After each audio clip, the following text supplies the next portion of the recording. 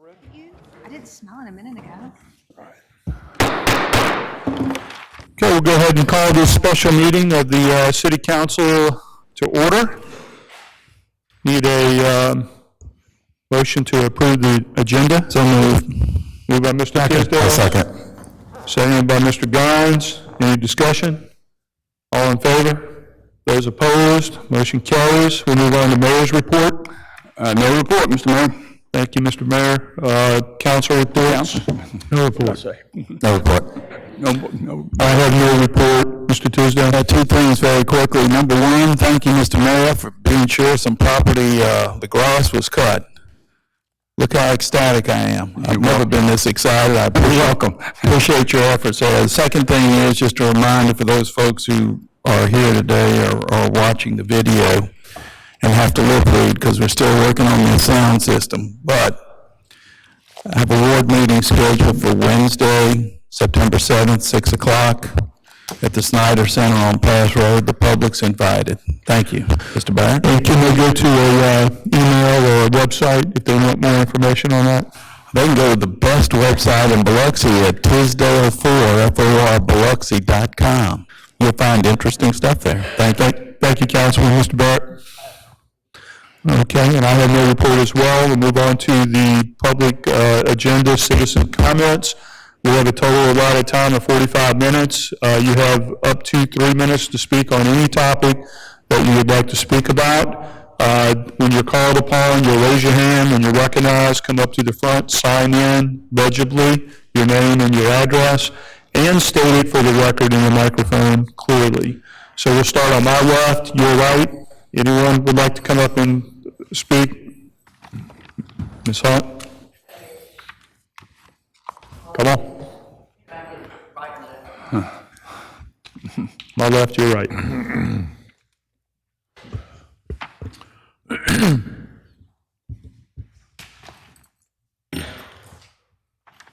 My name is Susan Hunt.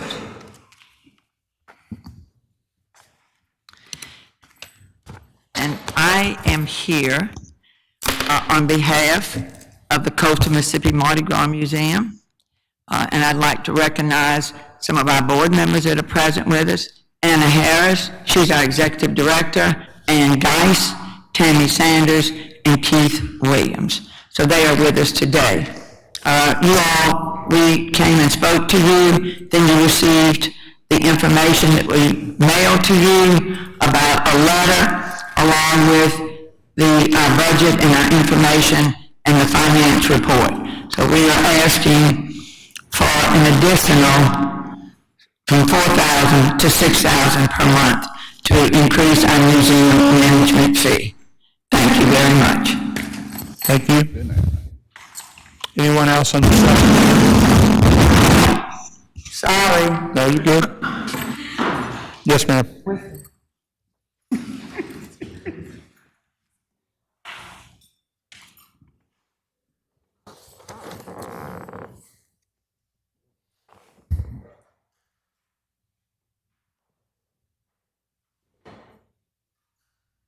I'm Sarah Chrysler-Resky from the Harrison County Library System, and the address for headquarters is 12135 Old Highway 49 in Gulfport.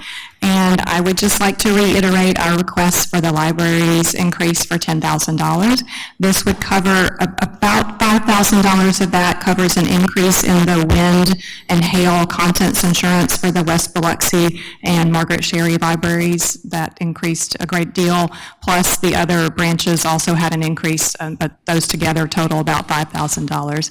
The rest of it covers increases on everything else, such as the cost of books and the cost of things that we have to purchase for the library. So almost 50% of it is insurance, and the rest is materials and things like that. So I hope you will consider this request from us, and I know that we are a large expense for you in your contribution section, but I do feel that the library gives you a really excellent return on your investment. We had over 30,000 items, closer to 40,000 items checked out in the last month. We had over 25,000 visitors to the library last month, over 5,500 uses of computers, and we are seeing that increase each month over last year as we come back from COVID. So I thank you for your time, and I hope that you will grant our budget request. Thank you.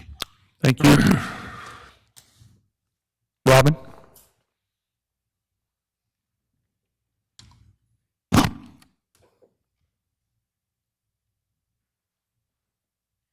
Robin David, 431 Oaklawn Place in Biloxi. I think I passed out my audit and a letter from the museum last week to y'all. Pulse Williams and LaRosa just completed that audit, and I brought it over to y'all. We are asking again this year if y'all would consider the $18,400 as a 20% increase that was taken away from us back in 2011. They decreased our management agreement by 20%. So we were just asking if you would put that back in our management agreement. It totals $18,400. It's $60,000 for our management agreement. It was $24,000 for the advertising on the sales on the schooners, and $8,000 for our See and Sail Adventure Camp. Our camp this summer had 424 registrations.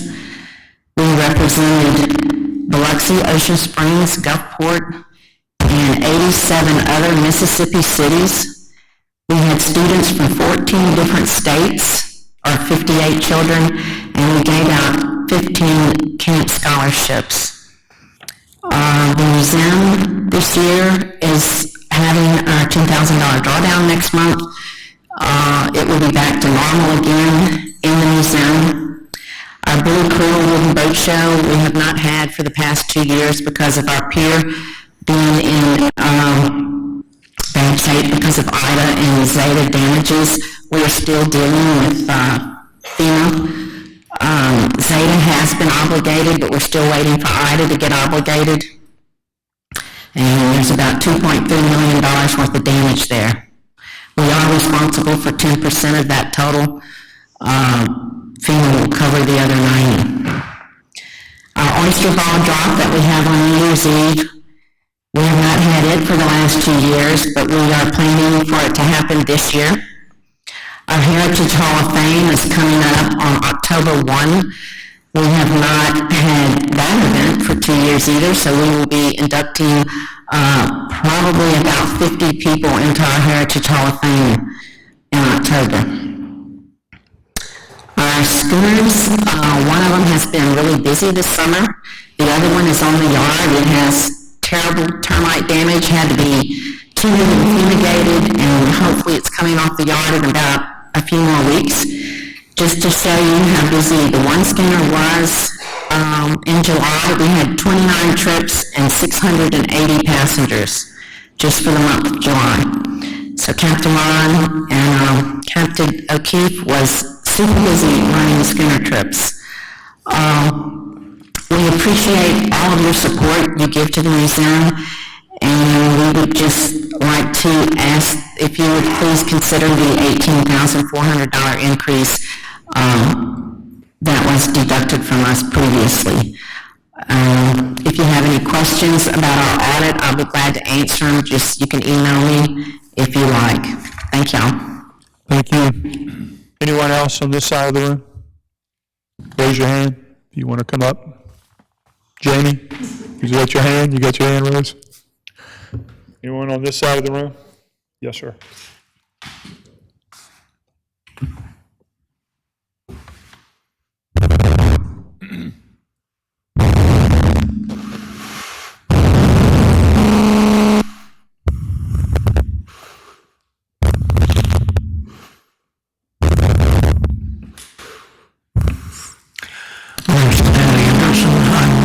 Representing the Harrison County Soil and Water Conservation District. The district serves the whole county in many ways, but particularly for the city of Biloxi, I think the best thing we can do for you is to help you get emergency watershed protection funds through the NRCS, which is erosion control, things like that that have to do with mitigating those problems. The other thing is education. We are, all of our members, we have four commissioners now. I'm commissioner for District 5. We're all professionals. Our work far exceeds our pay grade because we're all volunteers. In fact, and we love doing this. We all are very experienced in natural resources and somewhat in education as well. We're asking you for $15,000 to support our program. Among the educational things we do is we help establish butterfly gardens. As you may know, this area behind me is the first stop for butterflies that come here from Mexico, and we like to be sure they're well fed. And we have several, for example, in Hiller Park, we have a butterfly garden that we helped with. We have a poster contest for kids. Our goal is to have these children, through the education system, be conscious of the importance of conserving our natural resources, clear water, clean air, healthy soils, the most important thing. So we do that through that. The poster contest is fun. We had one recently about pollinators, and we have some butterfly posters. They're beautiful. I fix them up, frame them, and we put them in our meeting room. We're available to go to schools to talk about specific things that correlate with the education that they're receiving in science. And we're asking you again for $15,000 to support our program. Thank you. Thank you. Anyone else on this side of the room like to come up and speak? Did I miss anyone? I forgot to introduce my vice president. Okay. Stacy, you have anything you would like to come up, or just want to be recognized? All right. All right, we'll go ahead and close citizens' comments. We'll move on to the policy agenda. The clerk will read the topic. To discuss the fiscal year 2022-2023 budget. Okay. The chair would like to, for the council members to consider, maybe we'll start with non-departmental, line item by line item. If there's any changes, recommendations as we go through this, and kind of turn the page and we'll get to the department. So we can kick it off at the top of the page. I'll recognize anyone that wants to talk on any matter. And then after we conclude the line items, if there's any additions that are not on here, we can discuss that. Can you hear me? I'd like to go back to the CPU's and add back to 18.4, which we gave them last year. So we're now increasing them, going back to 92,000. You need to put in a contract, 60,000, 24,000, 8,000. Last year, we had a separate check. That's why it's sitting by itself. Instead of putting it back into the contract, it was really a check of 18.4. I don't think probably all cares how she gets it, but now she gets 18.4 back, and it was originally the original contract with the CPUs in. 60,000, 24 for advertising, and 8,000 for the CCAM. And she told me that CCAM did quite well. There's a really displaced bunch of people coming to that thing, and them kids love it. So the thing I just suggest that we put the 18.4 back into the contract or a single check, whatever the best way that you'd like to do it. All right, Mr. Hines, anything you want to add to this topic? Seafood? On the seafood museum? Yes, Okay. yes, sir. Yeah, I'm okay with, Yeah, we just did that one first. yeah, I'm okay with George, yeah. All right, thank you. Mr. Tisdale, you okay with this? On this item, I am, thank you. Okay, Mr. Barrett? I'm good. Okay. Mayor? I'm just waiting to answer the questions whenever you're ready. I'm listening to what you just said. Okay, do you want to speak on this line item, or is there a problem if we? Well, I thought we'd, kind of agreed to keep the, the number. That was a one-time, as I understood it last year, it was a one-time charge of 18.4 to help some things, but, it's y'all's call. And everything that we do here is going to impact the bottom line and come out in statements. I understand. And, these numbers are not extraordinary. I mean, just part of the consideration when they total up. We've got a lot of things to do. I've written both of those numbers down for conservation as well as the 18.4. So kind of having one total of what requests have been made. we've already made some of the adjustments to Mardi Gras and the library too. So we're tallying right now and figuring out how it's going to impact the bottom line. You know, the whole situation is as it's supposed to combine fund statement, and that's the consideration. So, Thank you, Mr. Mayor. Councilman Newman, I know you just walked in, but we're discussing the seafood museum. The consensus is unanimous at this point to increase their budget for this year from 73.6 to 92,000, and that's basically adding the 18.4 that they got last year. And we're just wondering if you have any comments on. Okay, not at this time. I would just let the record show that the council members recommend increasing the Seafood Industry Museum's proposed budget another 18.4. We'll move on to any other items. Felix, I'll let you. Yeah, the mayor and I met with the KOCP, the Knights of Peter Club, and I want to donate about $10,000 in the account for that group. As you know, we are understaffed heavily, and what we want to do is provide an avenue to bring workers back aboard to the city. And so I propose to put that there on the side, put that there to give us an opportunity to bring workers aboard with the city of Biloxi. Which one is that? Biloxi, they're not in here. They're not in here. Okay, Mr. Tisdale? No, this is back and forth. Mr. Tisdale, you got a question? No, I didn't understand what the fund was, what the topic was.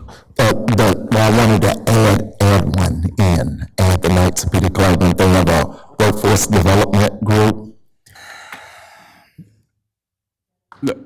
Yeah, let me add also, it's a job, training electrical crafts and those other kinds of things that have been operating at the Mother Sorrow School site. And again, it's something that I think it's felt the performance would be there, and they can go after some additional grants and growth to add those job skills, to our Biloxi community. What was the amount we were? 10. I just wanted to put 10 in. 10 in. Up to 10? Up to 10. Up to. Okay. Anyone else want to speak on that? Any other questions about Councilman Guy's recommendation? All right. Ms. Newman, you have any non-departmental?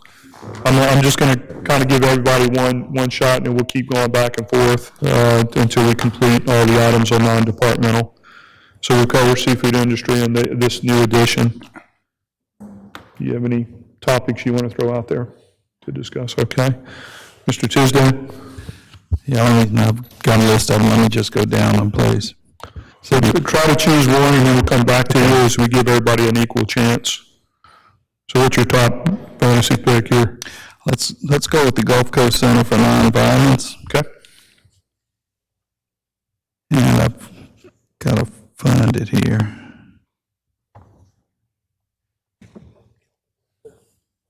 Right. And when we previously discussed this last year, we set aside $5,000 for the Family Justice Center. That was, I guess, a fund that all the other entities in Harrison County would be contributing to, because it's going to serve families within the county. And I would like to see that increase from $5,000 to $10,000. All right, not the 20, Not the 20, and I'll explain that in just a moment. And then we also had another 15, I guess it was 5,000 earmarked for domestic violence, and we had talked about bumping that up to $20,000. And I don't have a problem with that, but I did want to point out that we approved the community development block grant for community funding, social services, and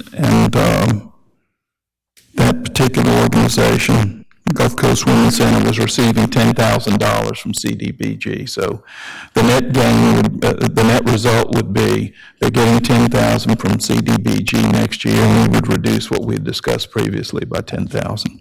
If that makes sense. Do you have those notes? I think we do. Okay. Does anybody else want to speak to what Mr. Tisdale's talking about? That's good. Yeah. Clear as mud. Good? All right, Mr. Barrett? I have nothing, I'm good. Nothing to add? We'll snake draft it back to Mr. Tisdale. Wait.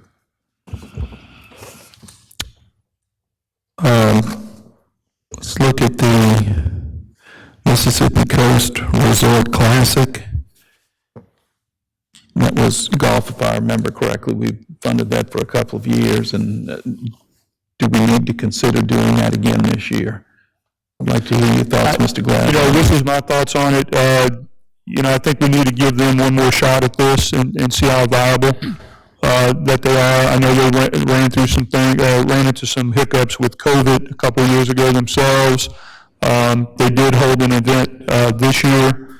The plans are to hold an event again. If for some reason they don't, we can always do a budget amendment with this amount and return it to wherever it needs to be redistributed to, or maybe an area of need.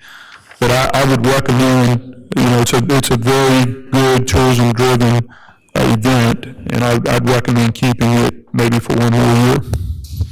I agree. I think it's, you know, there's some questions on the, you know, the long-term play with Rapiscan and some of those, as I've had conversations with them. I think we give them one more shot, and you know, last year as far as the change of venue could have impacted some things, and but I think there's a question on the future, and I think we should stay at this level, if at least one more year. And I want to throw one more thing. They have an event called Birdies. They got a Birdies for charity.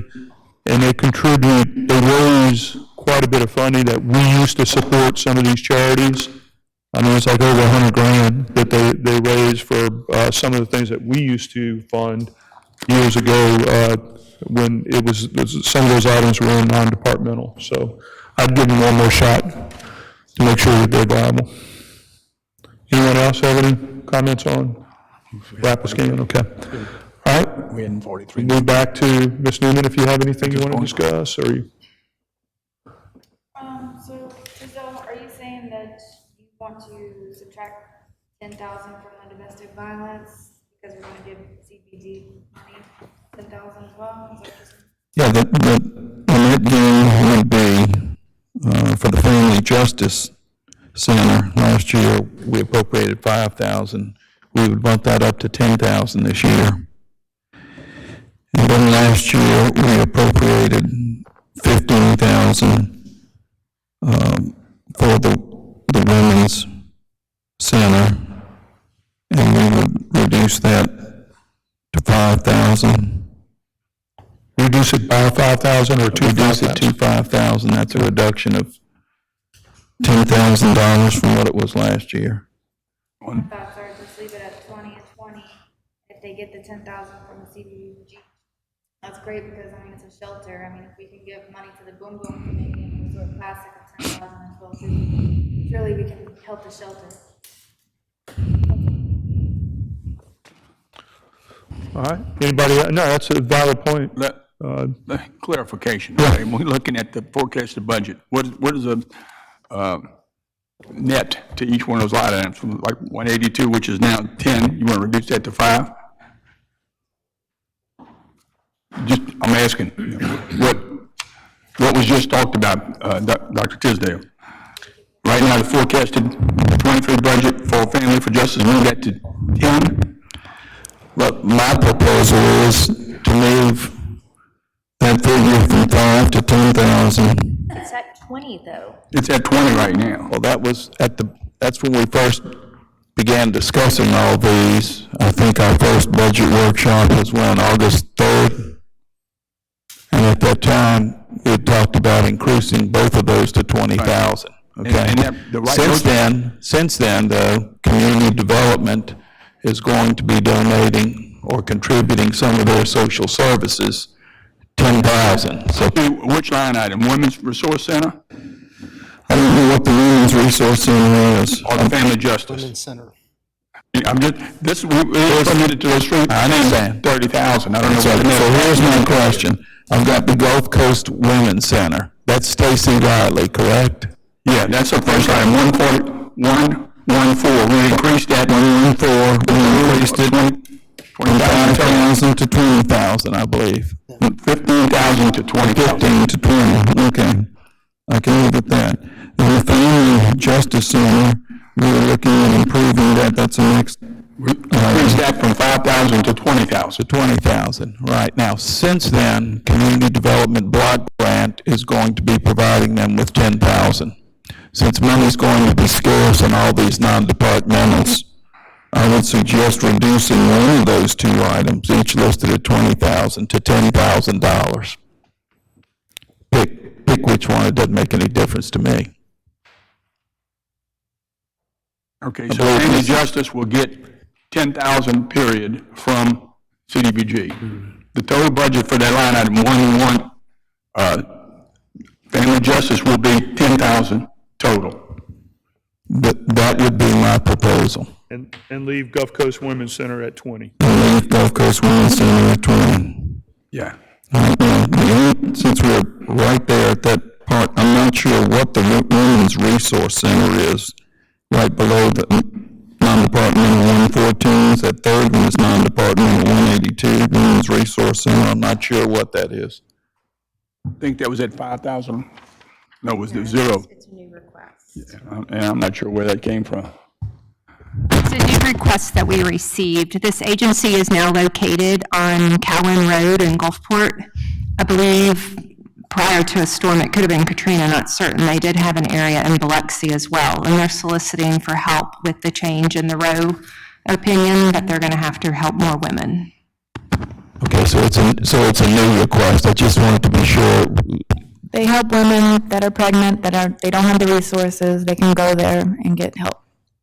Okay. So the net impact, because of CDBG, would be to the Family Justice Center in this budget, to reduce it to 10. They will get an additional 10 from CDBG. Right. Okay. That's my proposal. So now my net impact to the bottom line is 20,000 total, increasing all that. Okay. Yep. So the Women's Resource Center is a different entity entirely. Okay. And I have no problem with that proposed 10,000. So we reduce that. Okay, Mr. Guines, you're up. You're good? Mr. Lawrence, you have anything else? Yeah, a couple things. The man here talked about the Saul. It's the first time we ever seen anybody from Saul, whatever you call you, what you do. You, right. First time we ever seen anybody here. Been here 22 years. So what did you take on that, Mayor? Well, we would Did do you set up somebody for them? In past years, we were doing to the tune of about 5,000 each, I think, and we had no documentation of requests or anything like that, and I think that's how it got dropped out of the schedule. We had no anything that at one of the 2 or 3 workshops when we talked about non-departmental. Again, your case is made, I think, and not a tremendous amount of zeros behind this, and if we restore it to last year's levels, about 5,000 would be not unreasonable. What would you suggest? 5,000. 5,000? Okay. All right. You good with that? Yeah, I'm good with it. Anybody else have any issues with that? The ask was 15, Mayor recommended 5. In this past years, I think that's, we've been doing it for at least the 7 years that I've, in this situation. I think, had we known a little bit more about the nuts and bolts of this, we could have, been a little bit stronger in what we support there. I would suggest future, exactly the programs that are identified, like some of the other non-departmental requests would be. And if something comes in that it needs to be addressed, we can do it individually between now and, this next budget cycle. 5,000. All right, you got another topic? Yeah. On these special debt service, how we handle that? There's a lighting, you call it lighting, right? What is that on the bottom here? There's 2 debt service. Non-specific debt service. That's the lighting at City Hall that was done in 2015 or 16 to be energy efficient. No, that's throughout the city. Oh, it was throughout, I knew it was this building. The evaluation of the electrical lighting and some of the AC, the control systems that was guaranteed through MDA to save us $2 million over 15 years. We're not in 15, but the 5th year in the middle of it. Okay. So the $2 million total that we entered into early in 16, I think, was, and should be tracked as far as what we were paying, utilities, AC, and the lighting. All right. And the last thing is on library museum, I think you ought to do the same contract, 60,000. It's 48 now, make it 60,000. And then pay the lights, don't send that so much money, but that's a one-room. So just pay the light bill at that, whoever's building that owns that place up there. I mean, they had the 60,000 for their contract, the same as the other ones, and then they had, you pay the lighting, now up to 24,000. That's a one-room, just pay the light, but add 12,000 to the contract. No, basically what we did was, the ask was another 2 a month, and we put it in the utilities arena up in the top part of the budget. So they got what was asked for, I think. Yeah, that's what I'm saying, put it in the contract, make this contract 60,000. So that 12, put it in there, and then take and pay the lights, where the lights are in that building, because it's just about 1,000 square foot. They would pay the lights. No, we would pay the lights. In addition, you're going to put 60, you're going to add 12,000, right. So you're going to add another 24,000 to the, you're going to increase 48 to 60, it's 12. You're right, we were saying that. And pay the lights too. And pay the lights too. Then pay the lights. Just pay the light 24 bill. down to 12? No, just pay up whatever the light bill is. Not 24, you take the 24 out, put that, half of that into the contract, the 60,000, and then you pay the lights. Same amount of money, but he's saying put 60,000 in the contract, put 12,000 in the electricity. But I would pay up to 12,000.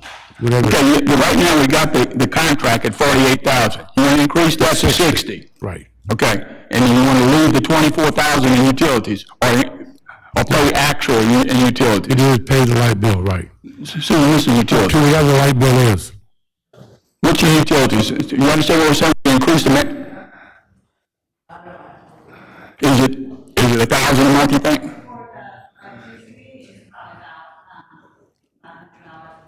Yeah.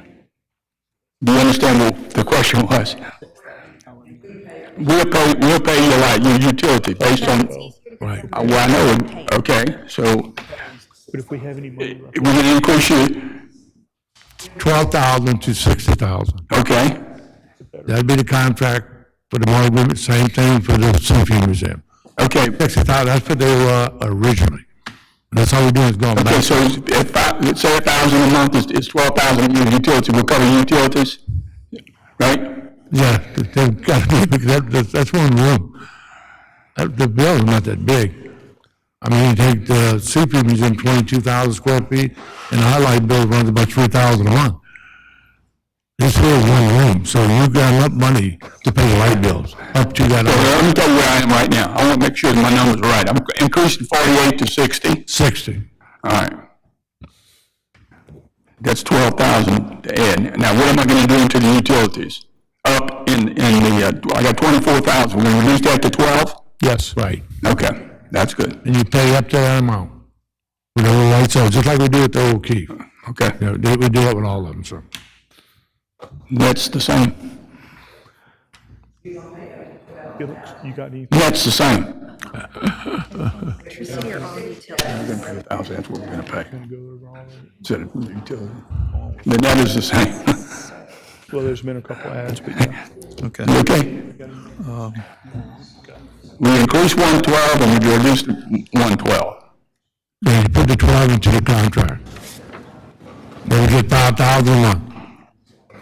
You know, that's what that. 12,000 total a year for that. Right. For the whole year. But that's what. Same net. That's not. And let me ask you one more, So to speak. On the facade grant, the 25,000, where's that, who controls that facade grant? Facade. You got a facade grant for 25,000. Right here. Where is It it? just says facade grant. That's a Peter A. Right? Yeah, it's an economic development, So where's that money, who handles that 25,000? Peter A. Bide. Peter, in the economic development security stuff. Where are we talking about? Where is it? Right, yeah. Can do 25 every year. Yeah, it's 25. Again, that's administered through the Economic Development Security Fund. So that's where we're allocating an expense there. It's not coming out of, just in generally, through the program that has already been set up, approved, at 25,000. We'll figure that fund will administer 25,000 in those facades this coming year. Well, isn't that the economic development? That's what I said. That we have put in, and that's, so we're going to put that 25,000 Now, in? it's all just part for the budget, that when the expense comes along, you gotta have a line item to book it against, and it's all part of that. So it's not additional funding, it's just part of the additional budget. Okay.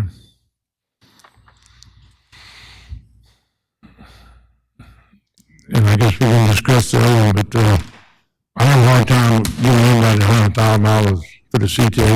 That's a lot of money for us.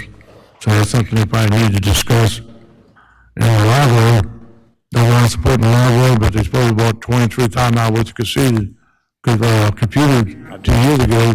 We never take anything out of these budgets. So did y'all buy the $23,000 worth of computers? Councilman, can we stick with your first one first and we'll do the library second? So CTA, let's talk about CTA. Yeah. Okay. What would you recommend? I just can't do the 100,000. So y'all gonna have to make a decision on that, what y'all want to do. You go half, 50,000? I think we can go half. I'll go with half. Anybody have any problem with that? Still 100,000? Yeah, 50,000? I have some concerns about that. So you have basically 4 routes. You have the Casino Hopper, you have the Beachcomber, you have the Pass Road route, and then you have some other connections to Diabloville and Ocean Springs out and back. What was that? You'd have to reduce without the 100,000, as I understand it. You'd have to reduce one of those, basically 3 services, either the Casino Hopper, the Beachcomber, or that Pass Road route. And I'm thinking the Beachcomber is probably going to be the one that would be eliminated. That provides service to the Coliseum, Treasure Bay, Big Play, Visitor Center, Casino Row, and the Biloxi CTA terminal. So understand if you can't support a $100,000 increase, I do. And remember, this would have been an increase we dealt with last year, but they were able to secure a grant to cover our $100,000. Do they plan to increase revenue? I think you heard, yeah, they have plans to increase revenue. They can't do everything this year. But just understand that you're going to be cutting routes that help senior citizens and folks who use that service daily to go to and from work. So, for the moment. All right, Mayor? Yeah, let me, along with Councilman Tisdale and some, I have concerns about reducing service to some, for critical, for people who are critical to the success of our, tourism industry and those kinds of things. If a route is taken away, just because by, numbers, these things go away, it presents problems. And again, in talking with, our representative on the board, there is some opportunity, and Kevin, if you hear what I'm saying, sometimes they may that ask, if we are successful in funding 80 or 90 or $10,000 in grants, the ask would be kind of reflected next year. So, I mean, to me, I think the opportunity we've asked for data to make sure justification is there, and I think it was presumed that what they're going after next year will be reflected in a less of a ask as far as increase, but I know there's probably 2 or 3 grants that would add up to $100,000 that would be directly reflecting next year's ask for CTA in the city of Biloxi. I've asked for ridership and points that they enter the system and they get off the system, how many times, and we've explored the rate increase, and that does not seem to be an effective answer to reduction in the support of Biloxi. We are 56% of the business, I think, of CTA. And I don't think at this point, a reduction as far as numbers, $100,000 is going to make a show-stopping impact. I think I would, if I were asked at your call, I would go for $100,000, the increase that was asked for, with the intent that next year, if they're successful, we're going to be on top of what they're going to do. If they're successful in this coming year, that will be reflected in what the ask will be next year. But it is, to have a reduction in service to the people who need this service is pretty strong if they have to reduce the route. So I would, if you're asking me, I would support this increase this year. Okay, thank you, Mayor. My thoughts are this, I kind of agree with Councilman Guines and Councilman Lawrence that $100,000 is a big amount. Maybe $50,000 is too deep of a discount, of a cut. So I'd counter propose in reducing it $25,000. I think the onus is on all businesses to operate even more efficiently or to find other sources of revenue through marketing or through an increase in the fare box or something like that. And to ask to cover a $25,000 amount is certainly achievable versus a $100,000 amount if we cut it out altogether. So I'd like to maybe recommend reducing it $25,000 if that's the majority of the council. If not, we'll do something else. Are you okay with that, Mr. Lawrence? Reducing it by $25,000 instead of 50? Oh, you're saying 75? Yeah, give them 75,000 instead of 25. I can live with that. Okay. I agree with that. Ms. Newman, any thoughts on it? I'm fine with that, I agree with the mayor. Yeah. Okay. Maybe put 25. Mr. Tisdale? Yeah, I disagree with that. I think you need to fully fund it at $100,000. You're going to have a reduction in service, and think about the folks that is going to impact the most. They're going to be folks in Ward 1, in Ward 2,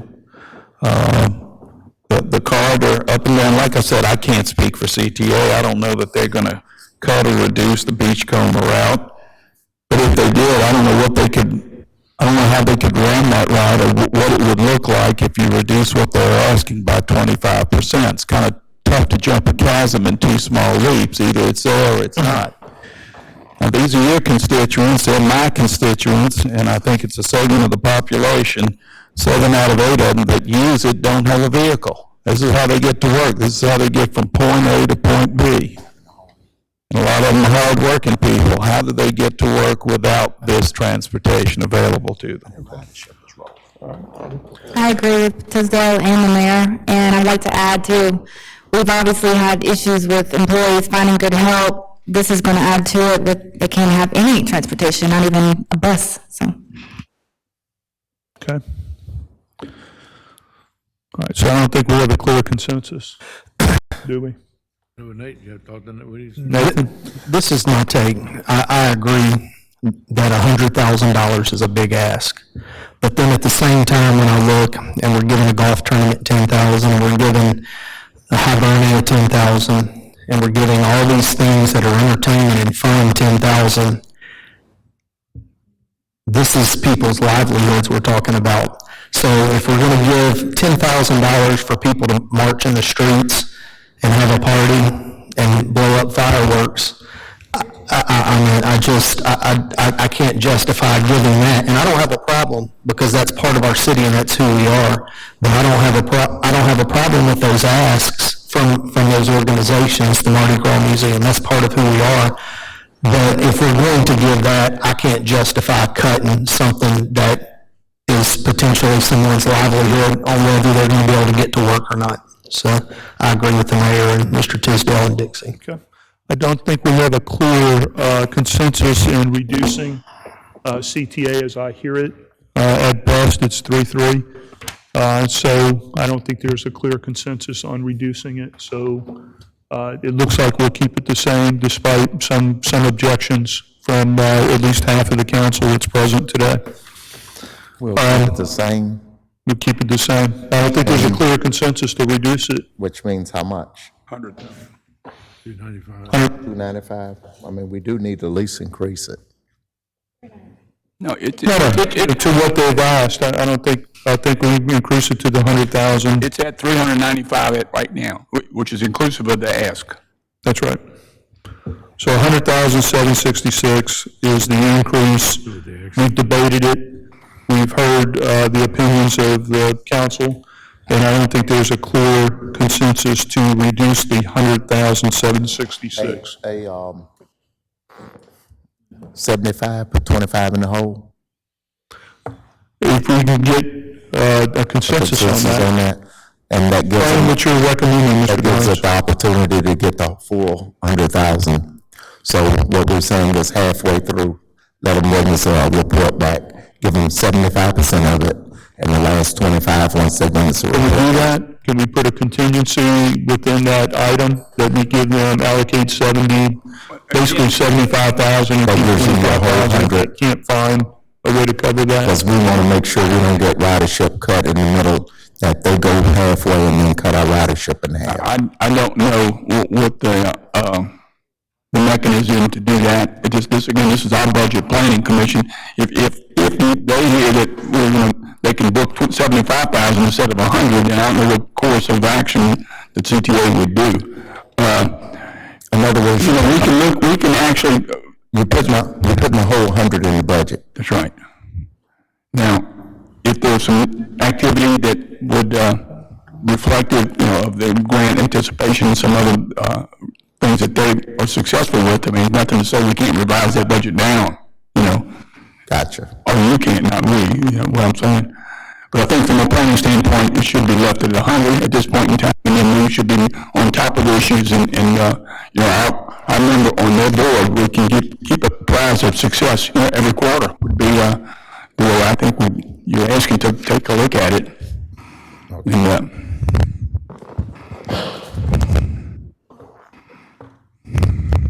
I got a comment, Kenny, if you're ready. Mr. Tisdale, you have a comment? Yeah, but please don't forget that the dollars that we contribute, as all the cities contribute, is used for the local match for all these other grants.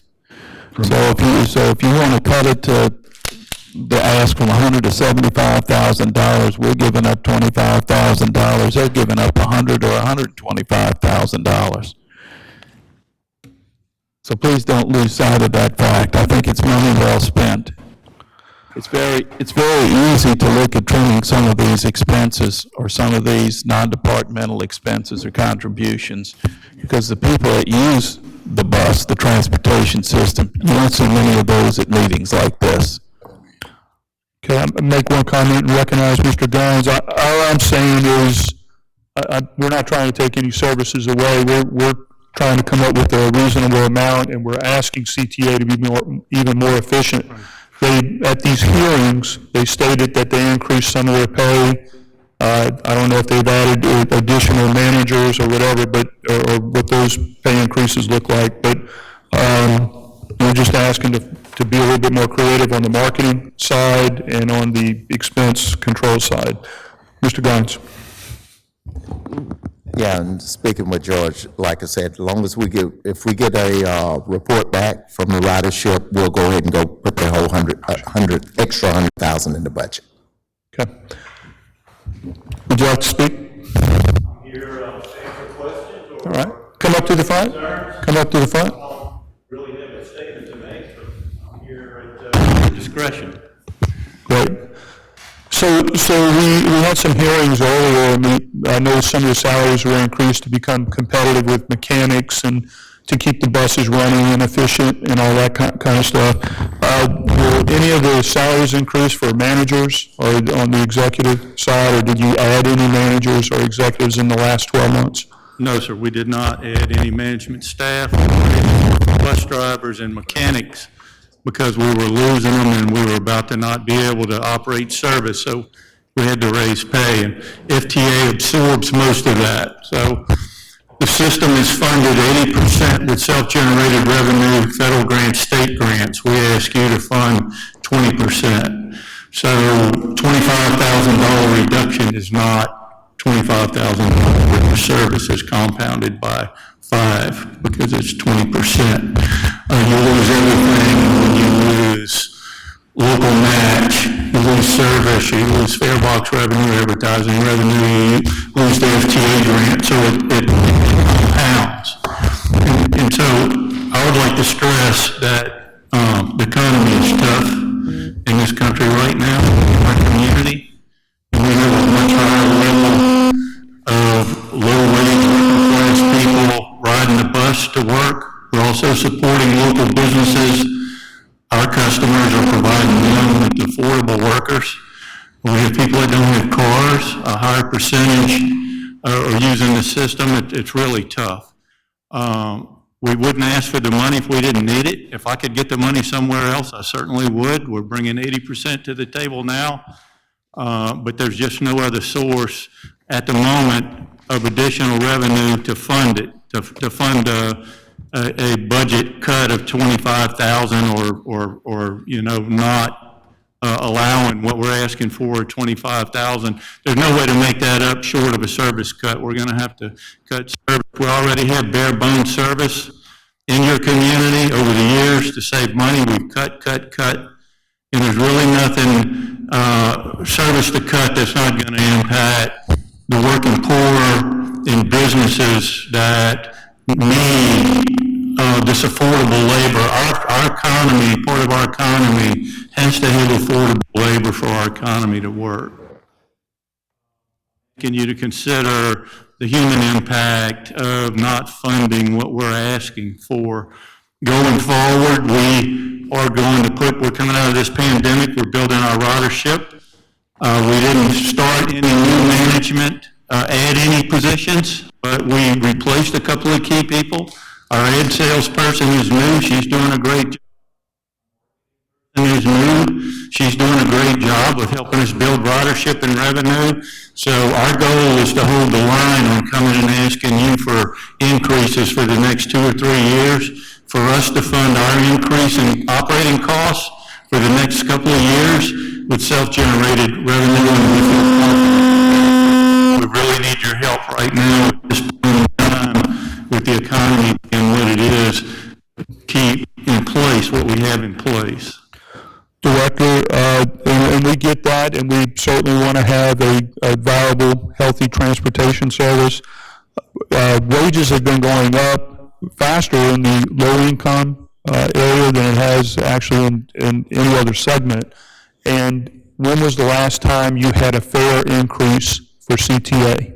Last time we did a fare increase was I didn't say last time what happened. It's been a long time. It's been how long? 2014. 2014, so that's eight years ago? We're looking at that going forward, but we're a system, so we can't just raise the fare in Biloxi. We have to raise it across the coast. Gulfport, D'Iberville, and Ocean Springs is not telling us to raise fares. You control that. No, I don't. No. You don't control that? No. All right, so if we tell you to raise the fare, will you raise the fare? I work for a board. Okay. Who serves the community. I work for the community. I know, but it seems to be unfair if we're bearing the burden of certain segments of the industry, namely the casinos, that as your manager reported to this council, that there's a large portion that use this service and they're not compensating, for that in any way, shape, or form. And we're providing that service to keep that casino worker and other workers, I get that, but a large portion is a casino worker, and the casinos are not contributing their fair share. That's y'all's words that y'all have used, not mine.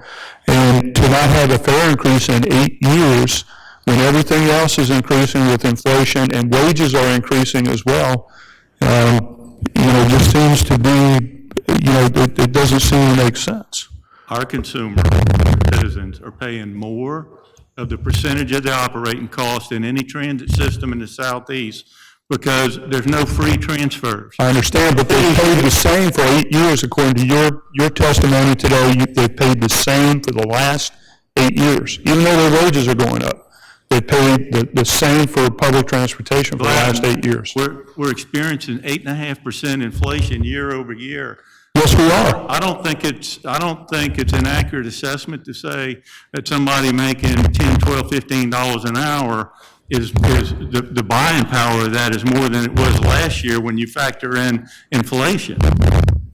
I'm not asking for you to increase the fare astronomically, but certainly to a small level or increment level that can reduce some of this, so maybe the only increase is 50,000, or maybe it's 25,000, or whatever that amount is, instead of just plugging the gap, coming here and plugging that gap and saying, this is what I need to plug the gap, without putting I know you have put effort, I'm not going to say that, but not trying to exhaust all the other measures to be, whether it's marketing, like you just mentioned, your new marketing director is doing a wonderful job raising additional money and funds, or to streamline with the electric cars and the other means that you're introducing to your system to bring those expenses down. Therefore, we're not looking at a $100,000 increase year over year when you come to this council to ask for that.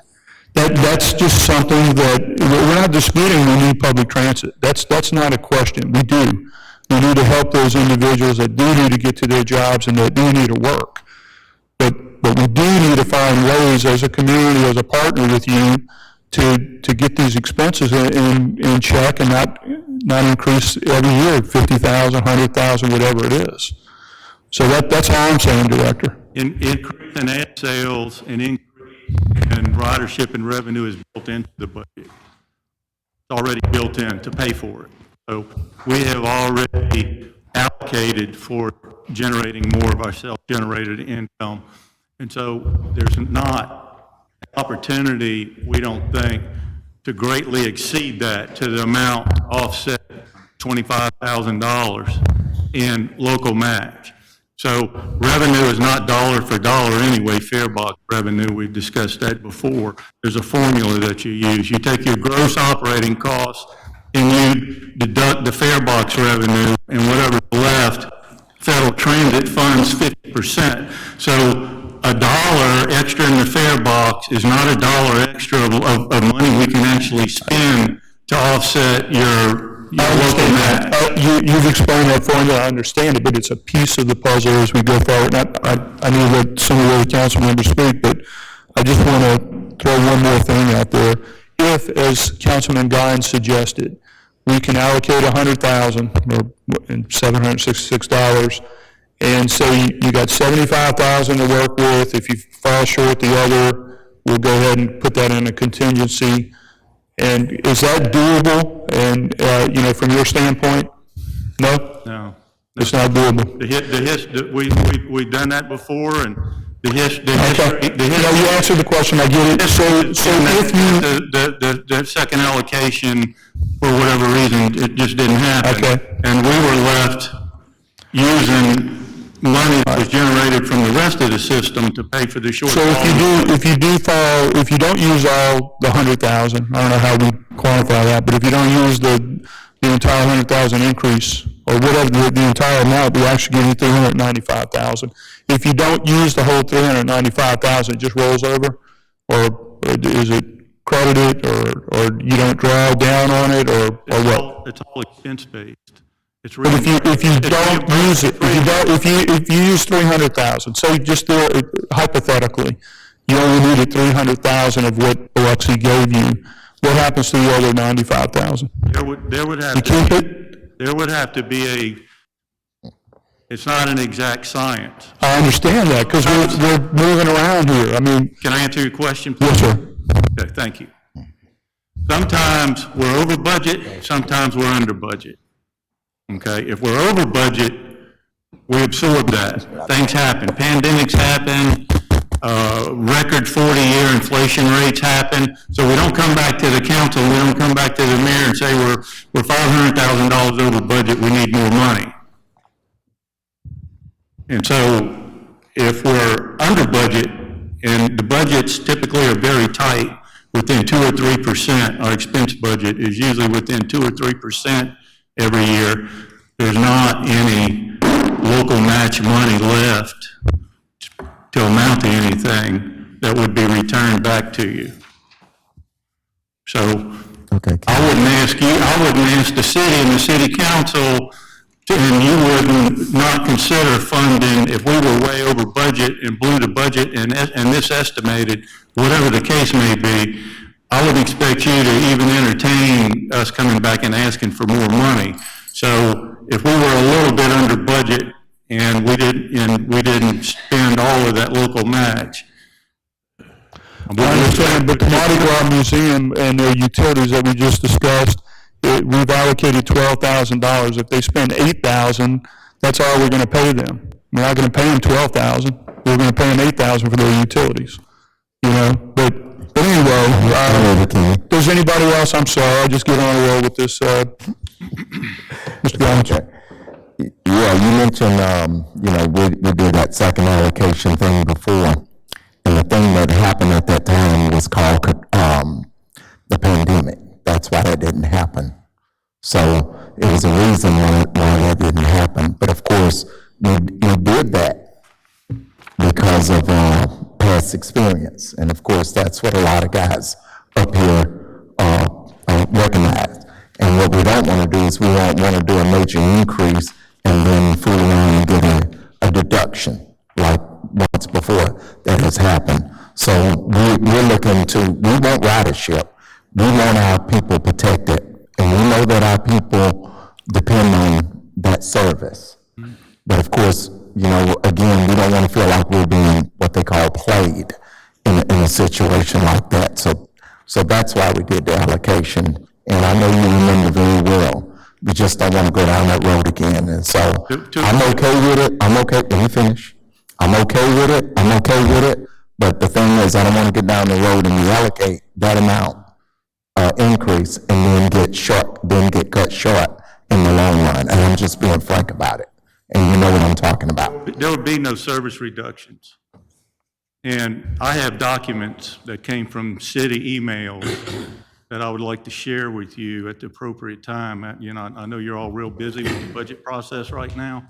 I would like to share with you to show the CTA side of what happened all those many years ago that you're referring to. And I would just like to share that with you so you'll see our side of it. But I heard what you said. And that's fine. And that's fine. We're not going there again. Right. We don't want to go there again. That's fine. But like I said, when it's in the back of your mind, send it back in your mind. And, there will be, and like you said, we didn't understand your side. But if it was explained to us during that time, then it could have been handled a lot different. That's the only thing we were saying. Yep. And on your side and on our side. I have documents to support a different narrative on that, but at the appropriate time, I'll meet with you on that. I appreciate it. Okay, anyone else? Anyone else? My only comment would be just, do we have a consensus at an additional $100,000? We're going to give you our consensus. I'm going to give you my consensus. All right, what's the pleasure of the council on this item?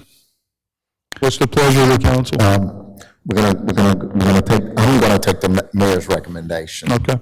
On this one. All right. There we go. Thank you, Director. Thank you. All right. Library. Mr. Lawrence, you brought up both of these non-departmental. Library, you want to speak to that? I noticed the extra $10,000 this year, and the year before they asked for $22,000 for computers. Did y'all buy the computers? You mind coming up? Mind coming up to the front? Thank you. Because this is like the CTA, just goes up every year, never goes down. Plus.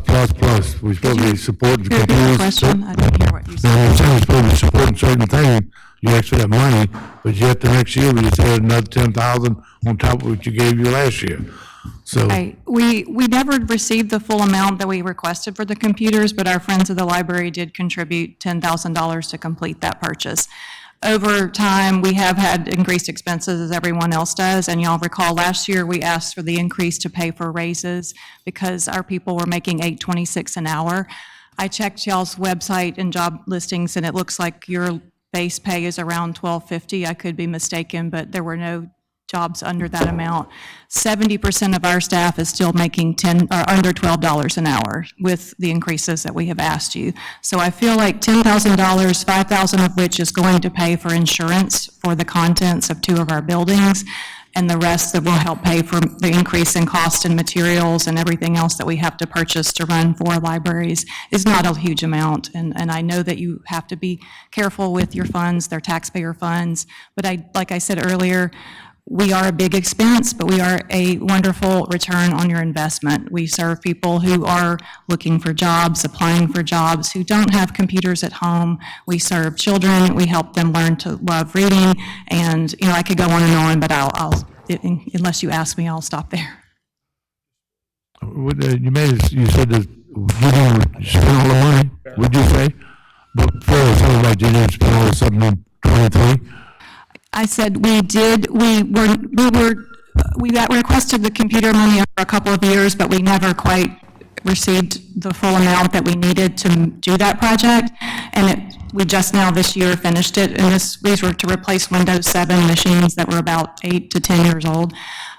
We also received a cut of $30,000 a couple of years ago, as you may recall, so that put us behind on many things. We were not able to purchase the majority of materials that we normally would in a year. So we had a substantial cut in a couple of years ago. But you did restore, by the way. How many grants have you applied for? How many grants? We received a national competitive grant for $250,000 during the CARES part, but that was specifically allocated for an outreach vehicle and a staff person to run that, and also a project for Wi-Fi on a couple of CTA buses, so that was earmarked money. We have access to usually around $9,000 to $10,000 in what are called federal LSTA grants, and we apply for those every year.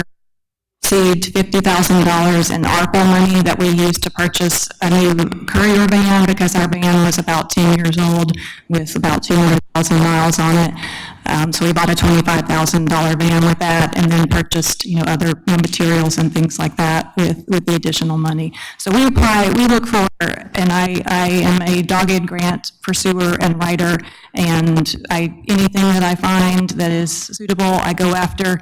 There is almost never grant funding for personnel or anything like that. It is for materials, it might be for computers or equipment, but there is not much funding out there for libraries. We are not a nonprofit, so we can't go for many grants that require one to be a 501. We're not a 501, we're a government entity. So we are limited in certain ways on grants, but we do pursue any and every opportunity. Thank you. Anyone else have anything on the library they want to add? Why, sure. Okay, Mr. Tisdale. Yeah, we're charged with providing services to our citizens. This is one of those services. And I don't see why we can't fund the library that additional $10,000 this year. What's the total, Mr. Tisdale, you're asking? I'm asking for $733,000. That's $10,000 more than they offered last year. And quite honestly, you're getting a bargain at that rate. I would like to point out that the Biloxi paid $785,000 in 2005, and so we have actually been cut over the last 15 years. And we have the same number of libraries, and we have inflation and all that. Right, and you don't charge admission to the libraries, do you? Can't do that. No, you can't do that. Okay. That's all. It's money well spent, in my opinion. I'll support it. All right. Anyone else? Everybody good with the amount? All right. I think that concludes. Oh, you have something? I just have a question. I'm fine with the ask. I mean, we all know everything costs more now, but on the policies and procedures, have you guys came up with that yet? We had a meeting yesterday, and they did pass a policy that should be on our website, hopefully today or tomorrow. Can you email us a copy of that? I can. Thank you. All right, thank you. Just one question. You said you had 785 the library town library, they gave you 650,000, so what year would give you 785? 785 was, I believe, in 2005. If you'll give me just a second, I'll check. And most of the time we are doing 2003, 2004, both those years. Okay, well, but down there, you always need to go to 650, at least. That started after Katrina, or during Katrina. So, we want to make sure we get that correct. Thank you. Thank you. All right, I got all that, revisions on non-departmental. We'll move on to the other items of the budget. Any changes or any thoughts on the revenues? No, I think Those are what they are on this document? we have a schedule there, I think, from high to low, and I think it's reflective of the last couple of work sessions we've had. Diane, nothing's changed, I think, nothing has changed. So this document says basically 72 million in projected revenues. I'm sorry, 71,996 That's it, 72. What are we doing, Kenny? What we on? revenues. We're on revenues, just to verify that that's the amount that we're starting with. Okay, no other questions about the revenues? We move on to just go down the departments once again to do a clean scrub of this. We'll start with administration. Any questions? Anybody have anything on the administrative budget? I know we've spoken about it in other budget meetings, but does anyone have anything they want to add to administration?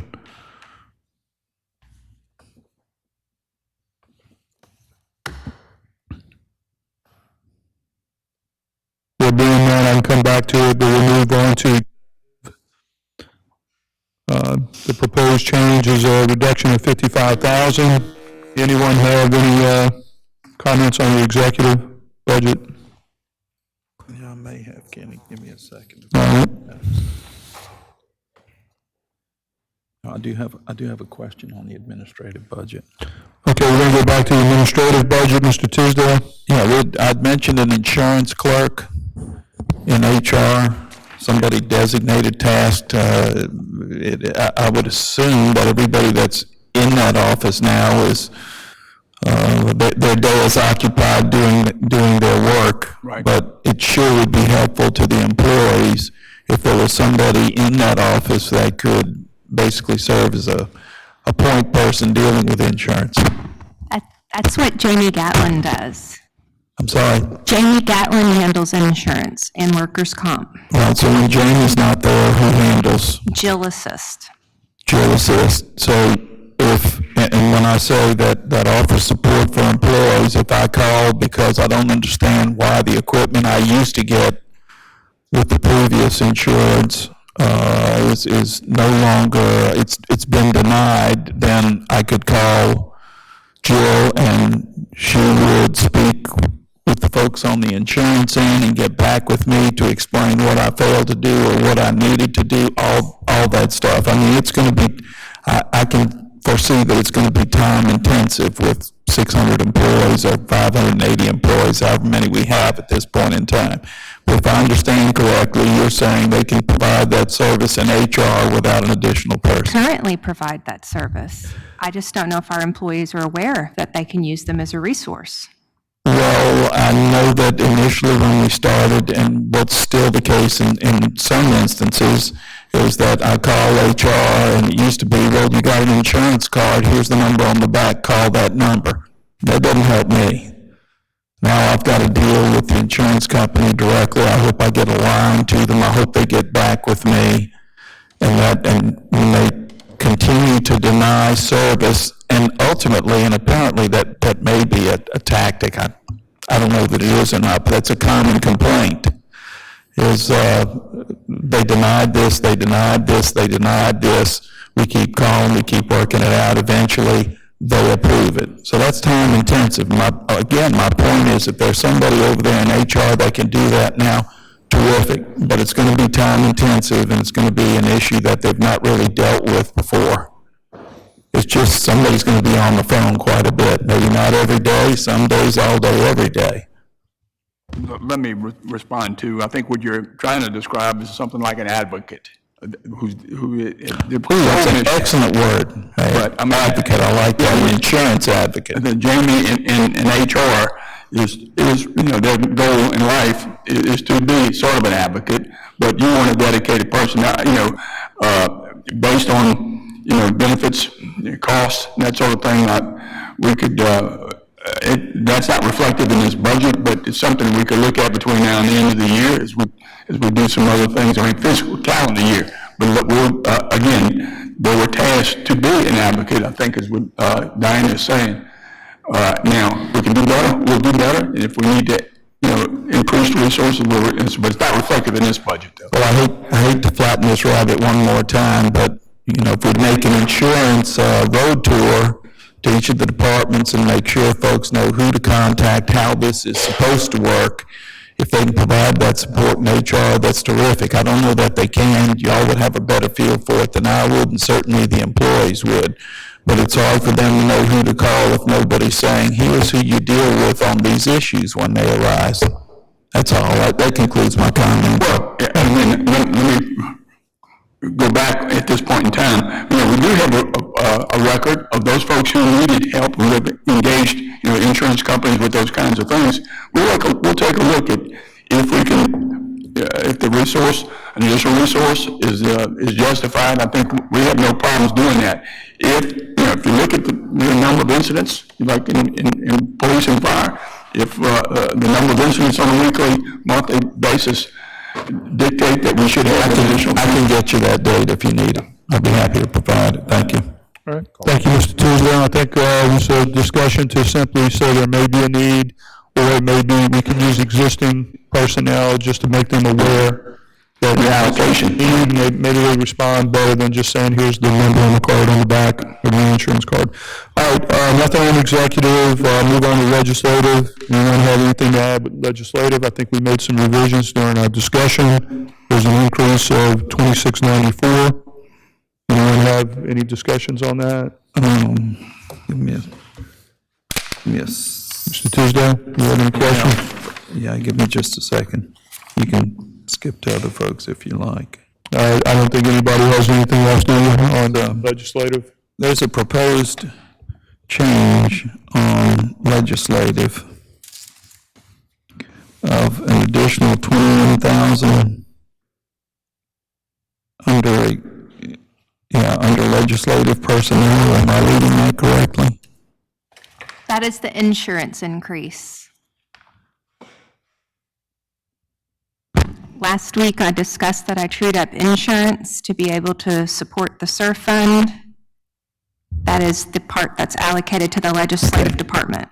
All right, so in each of these instances where there's an increase, I know it's not exclusively insurance, there may be pay raises, but this has nothing to do with a pay raise for the legislative department. Okay, and it would be the city's contribution Correct. to the SURF fund. Okay, thank you. And you did say that last time. I didn't understand that clearly. Thank you, Ms. Thornton. Were we looking at getting an additional copier or keeping the copier we have?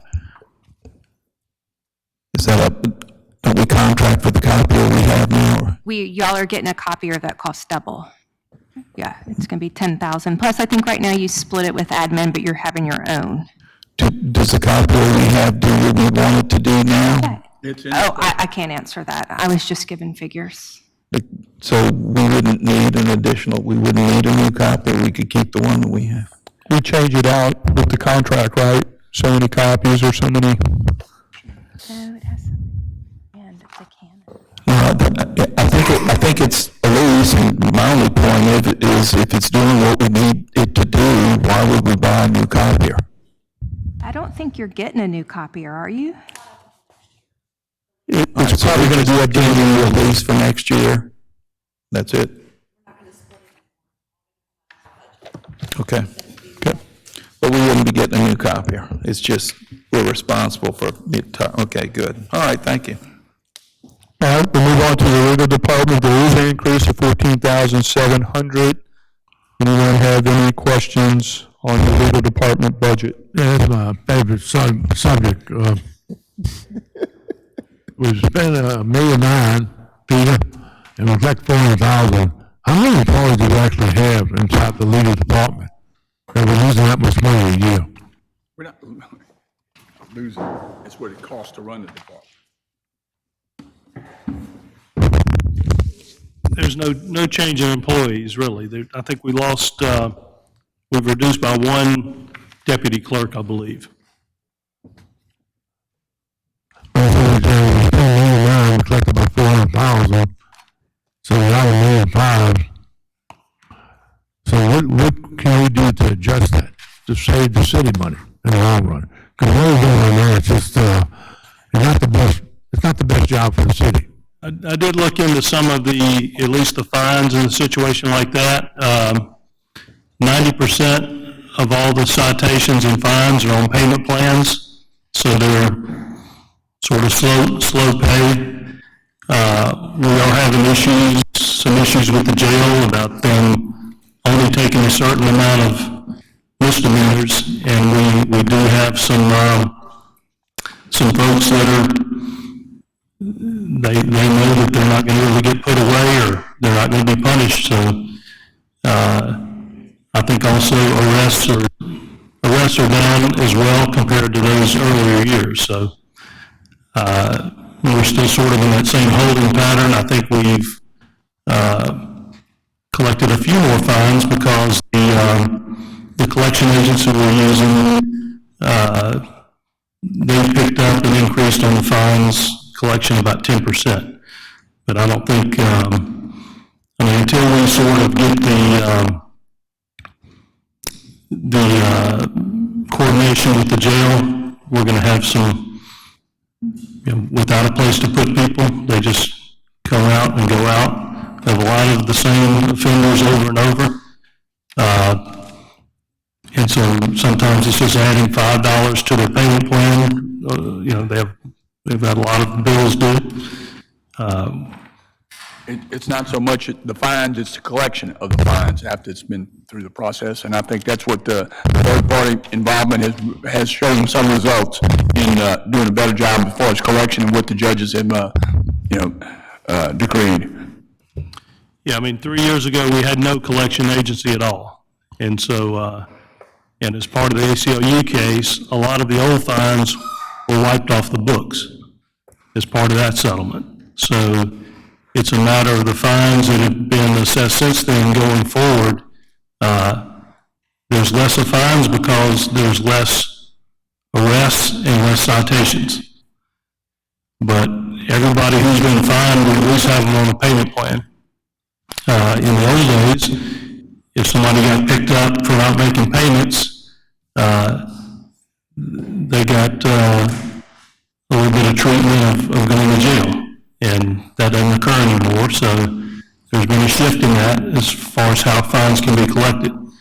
We're not waiving fines. We're not wiping any fines out. It's just a combination of lower arrests, lower citations, the fines that are being assessed are on payment plans, and a lot of the folks that are fined, they don't have the ability just to write out a check for $500.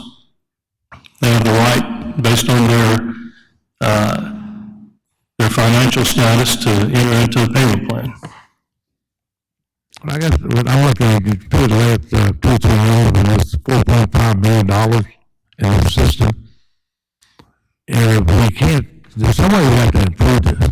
You have too many employees. Like you said, you can't collect the fines like you used to. It's not there. Then why are we spending $1.9 million in this department? There's no department in the city of Biloxi that lose that much money. Nothing. Even in baseball, we don't lose that much. But when it's just, looking at it, we're putting out to people about $10,000, $20,000, and here's the city losing one group, $1.5 million this year. They were collected $400,000. So whatever you want to call it, you didn't lose it. It just cost us an additional $1.5 million to put this program together. So how come we can't adjust it?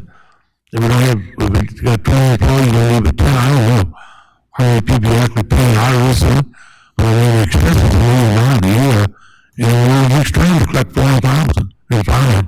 We used to be balanced to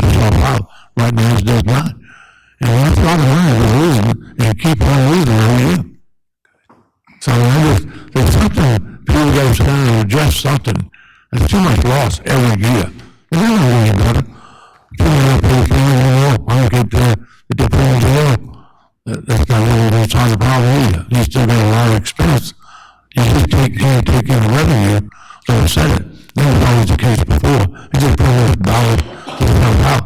You know, it was $1 million, $2 million, $4 million, $5 million every year.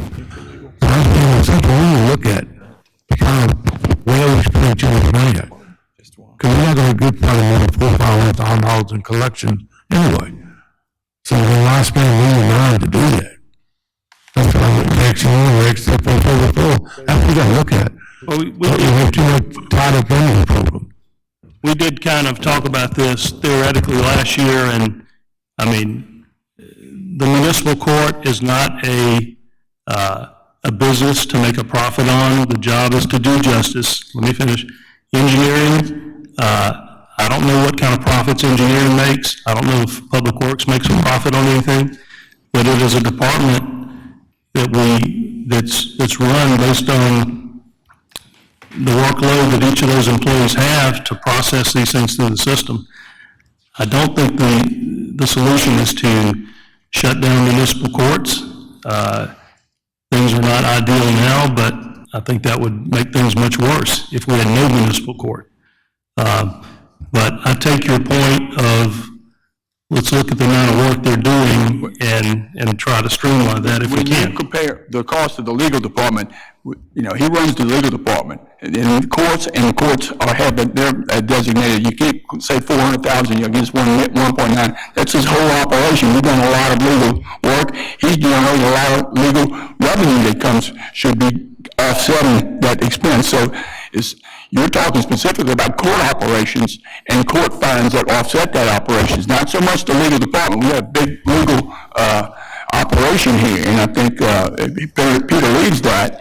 And you know, we've got the problems we've had in court and court administration and legal issues from that is significant. Just can't avoid it. I mean, nobody wants to lose money, and we want to do the best we can. So it's sort of unfair to say we lose, 1.9 million in courts. When you're applying courts, it's not all courts. And Peter's leading a pretty significant operation, been very successful.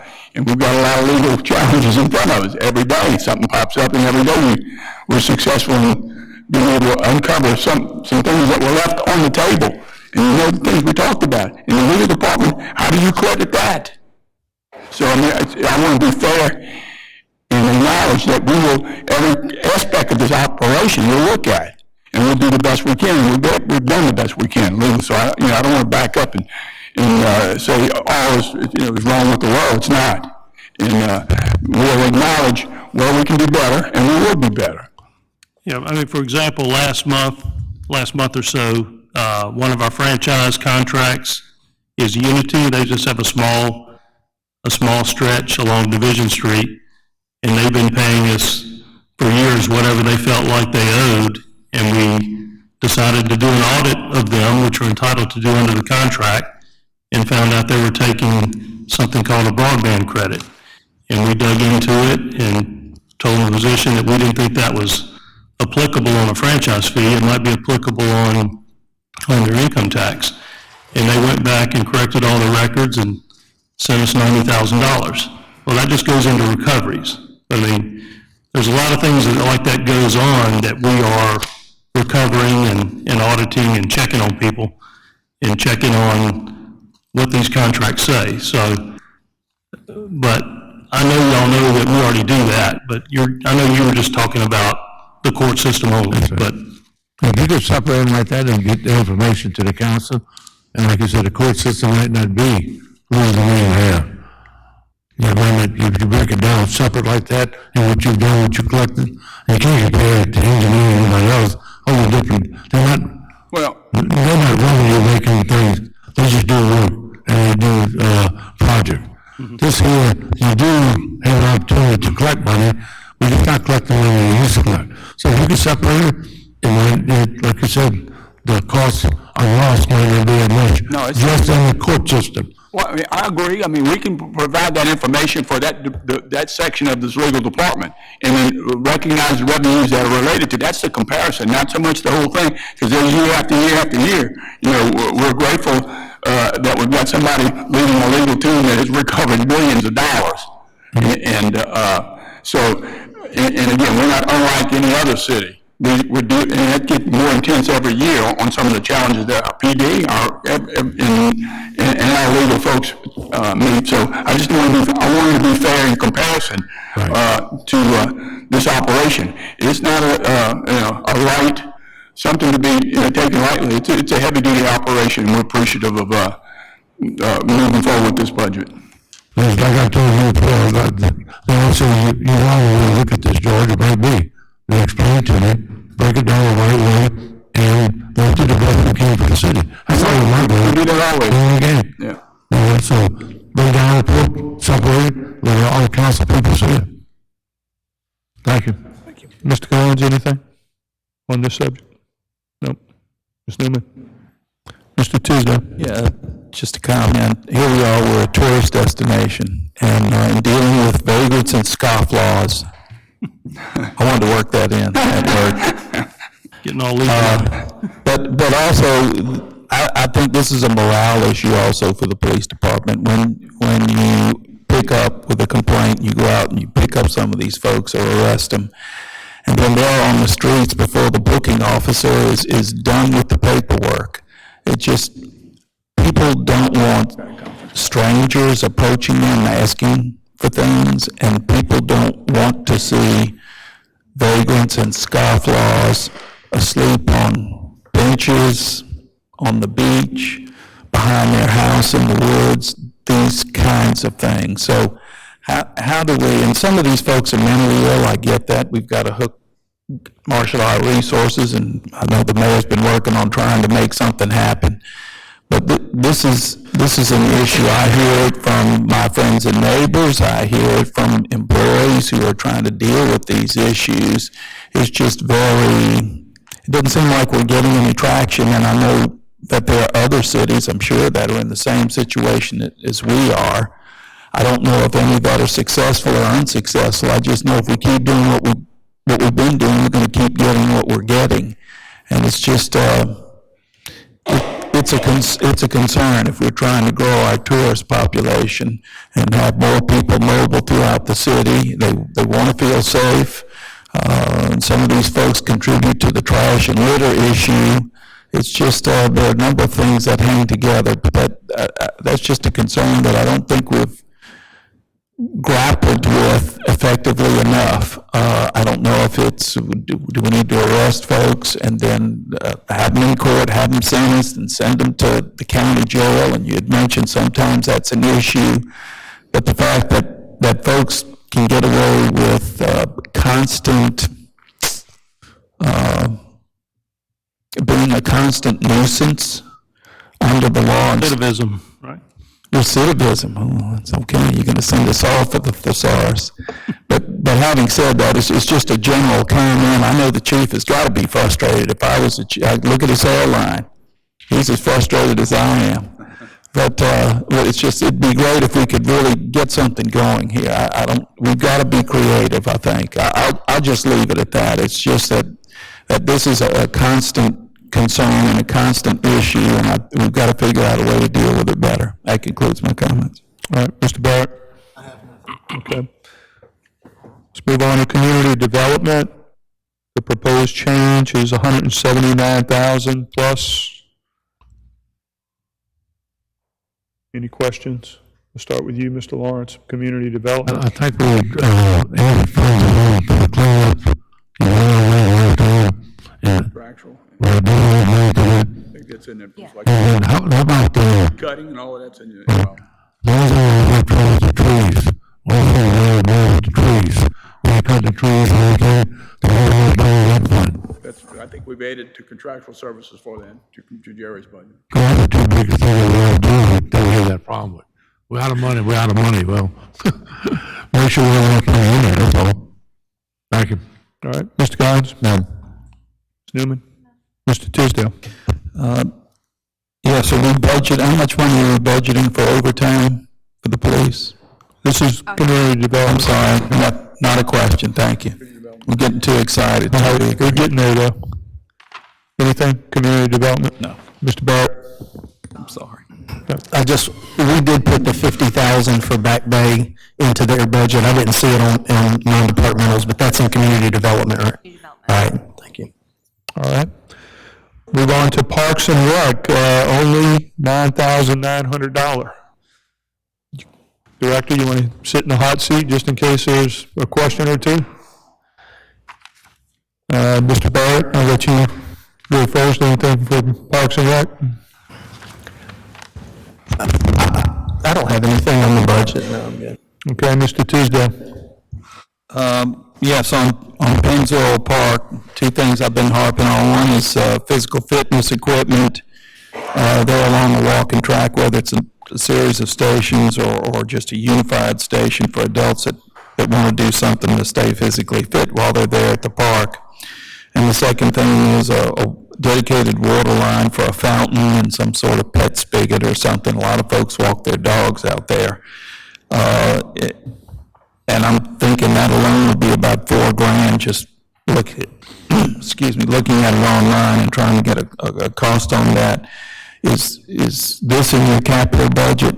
I asked for the fitness equipment, and I think it's part of the bond. Part of the bond, the excess of the A.J. Howard complex, the $7 million, most of her equipment and those physical multi-year pieces of equipment are in the capital projects related to recreation, pickleball, and of course, improvements to A.J. Howard, but that's in the bond and capital project. All right, so is that borderline and for a fountain at Pennzoil Park, is that going to happen? I think I would assume Public Works could do the. Public Works can enforce account. That was asked after we did the budget, but a drink machine, a fountain like that is like $2,500. Could that be done out of the water and sewer budget? I think so. Thank you. Next is on the Snyder Center. I know the humidifier is a big cost out there, and to replace that, and I believe the estimate was about $50,000. Yeah, we thought it was going to be less, but by the time you do all the duct work, and go in there and clean up all the other areas where the rust has eroded and all, and that's what's been getting into the pool. Jamie talked to the guy, and he said about $50,000 to replace everything. Do we know for a fact that's going to happen in this fiscal year coming up? I don't know. I need the money. Is the mayor coming back, or is he? Yeah, he's coming back. Okay. I do know it can no longer be fixed. I mean, that was told, by Adam with Public Works. Okay, I'll wait till the mayor gets back. Come back to you. I got a question, Director, and Mr. Tisdale made a reference to adult physical fitness equipment. We see the grants that we get or the donations we get from different organizations on the playground equipment for smaller children. Are there grants for these other adult maybe or older kids or in adult There's equipment? matching grants that you could go out there and pursue, yes. I'm hearing more and more in the community as I guess they bring their kids to these parks that there's a yearning for some additional equipment for the older kids or even young adults that are active. So you're talking more like physical fitness type? Yeah, I mean, you see the, different things for physical fitness. If we could start looking into that, it's really not necessarily a budget item, but it's something that we need to maybe start putting on the radar as we mature and enhance our parks, going forward. I think that's good. I think we have to enhance the playgrounds and get those out of the way and make those safe first, and then start building on the physical. The other item, last meeting, I asked the administration to get with you or that I would get with you to discuss the maintaining of some of the fields. We used a razor cut, or I don't know if that's the terminology. Laser grading, yeah. Yes. Have we built that into this fiscal budget? And if not, how much? That's going to be part of the bond money too. All that was presented to the mayor. I think it was $125,000 or $150,000 to go in there and laser grade. You have to get that done, even if you do the turfing part of it. So the reason I bring it up, you have a couple of pretty good, the old time tournament that Matina is promoting, and we went out there and looked at the fields and everything, and that was actually a topic of discussion. Or is there anything going to be done to these fields prior to them? No, not at this point. There's no No, I mean, opportunity. we're bringing in some more sand and some more dirt and all to get to where, hopefully the rain will. Yeah, the question was making sure those infields and that there wasn't an unevenness that somebody could get injured. Right. Playing competitive, and as the rain and it gets played on, as you know, that's why you come in and do that. And then the water's gonna hold also. Yeah. That's important to get that portion done. So we got maybe a Band-Aid, something we can do before we get it into the regular budget. Okay, that's all I have. Ms. Newman? Mr. Goins? Yeah, I think behind the grid center, there was some fencing down. Has that been put in the budget to repair that? I sent an email to the mayor and Mike and Diane and gave them a quote of almost $30,000 to replace the wooden fence. Okay, is that put in your budget? Years old. Yeah. I haven't heard anything. That was something the mayor was going to discuss. Those fences as well as Survivor Park, the fences we talked about in addition, those are the kinds of things I was thinking in laying out that, the $800,000 or $900,000 worth of equipment in that bond that we anticipate having. But those fences as well as Survivor, where kids play in that playground equipment, that's the kind of thing that we include in that budget. Oh, you're gonna include it in that? Yeah. Okay, I just wanted to make sure. All right, Mr. Lawrence? Yeah, speaking of the fencing, did we put the 32,000 in for the Bush Center fence? Yeah. So that's in the budget to do. It'll be in the proposed use of the bond.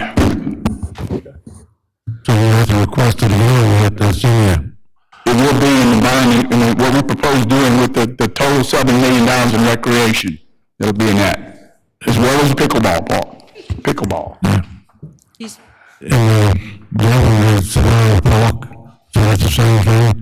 Just gotta make sure you don't do that, so we have to just make sure you stay on top of you to get this thing done. That's what I just said that just a moment ago. So that fence, I don't have to go back with the wooden fences. I forgot about the dog park fence. I mean, that was my fault for putting it in there, and I know you had promised the people about the dog park fence, but I got you the price on that, the $77,000. No, it's dog park. So, I'm just saying, the fence by the group, so is there something other kind of fences to the wooden fences we put up? Yeah. Kind of enclosed, good enough. Privacy, yeah.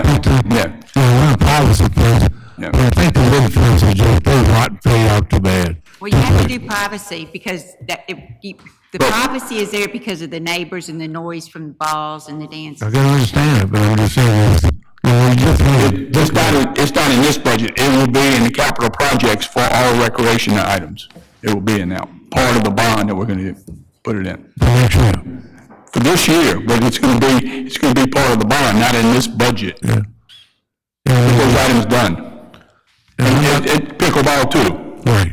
We're going to do 200,000 for the concession, right? That's it. Okay. Did you put anything in to build courts at all? I put 200,000 in. That's what I put in there. Well, if we can build a court, 2 courts, or 100 courts, but 200,000 will be allocated for what was requested, and the remainder of that will be how it's best used. Okay, we have money to make sure we can build some courts.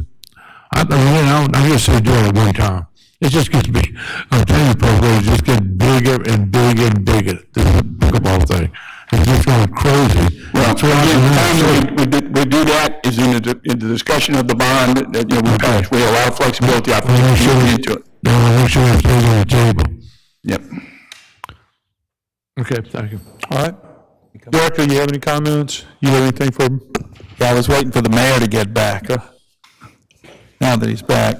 So, Think Snyder Center, dehumidifier, 50 grand, is that gonna be in the budget, or is that going to be in that bond money? I think bond, whatever we list the bond. We can count on a dehumidifier in fiscal '23, the sooner the better. And the reason I say that, we have a lot of seniors who swim in the morning at the Snyder pool.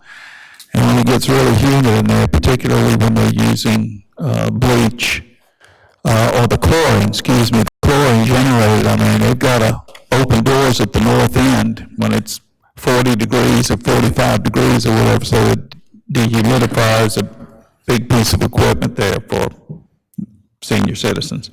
Also, we got to upgrade the dressing areas. That's about $25,000 an estimate. Leaking windows. Again, this facility is 15, 18 years old. And to paint the interior. So you're talking about $200,000 roughly. So if it's in the bond, just give me yeah. Bring these things, again, at this point in time, there'll be some opportunity to adjust the 6.1 million up or down. But, you know, I've got 7 million allocated in my mind at least for recreation, okay? And then it'll be up to us to figure out where the best bang for the buck will be. But those items you brought up are certainly part of the, you know, the language and intent of why we borrowed that money immediately in order to spread the cost over a number of 15 years at the most opportune time in the world. And you know, if you were to do this, no telling what it would be, you know, a month from now. Yeah, true. So I think we had a big win, and thankful of our staff and putting us in the position that we are in as I'm sandbagging towards the end product, which would be the combined statements fund. But we made a good play. We made a good play in what we did, and this budget, bottom line, is not going to be, you know, even though your revenues and expenses look, you know, heavy on one side, it's still part of the overall reserve and ability to maintain our debt service is in a position that I'm comfortable with. And I think... so when do you anticipate us nailing down how this bond money... So you post this budget.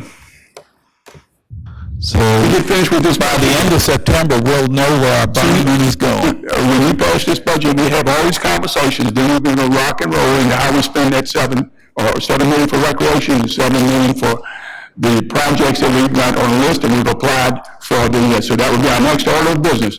By that time, at least, you know, in October timeframe, we'll know what has been asked for as far as them, we've got 30 million or so in projects applied for and asked for, and we'll be able to use that in matching as well as supplementing things we need to do.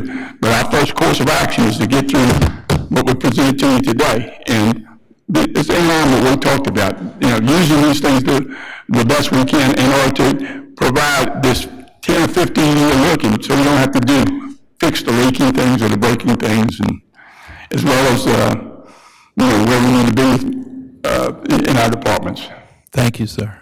Director, I just have one more comment, and then you can step down. I was speaking to a coach with the new Biloxi Bombers, and he was telling me they are willing to adopt a field. And I know there's other coaches in here, Nick. I know there's other coaches in here, Nick.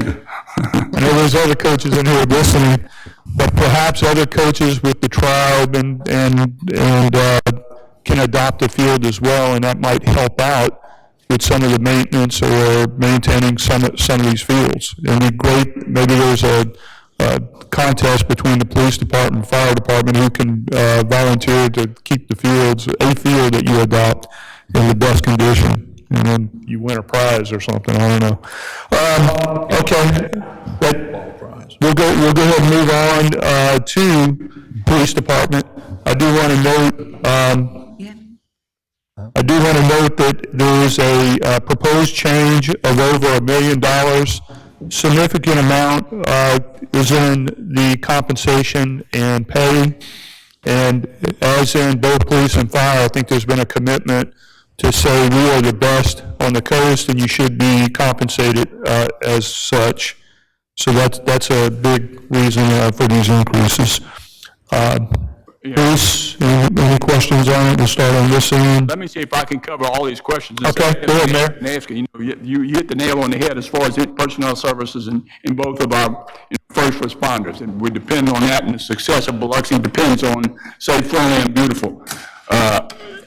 Again, you're looking at comparisons to other departments. Primarily, the increase is related to be able to say that we are the best. I think what has been proposed in this budget is putting a patrolman first class at the top of the heap when it comes to the state of Mississippi compensation.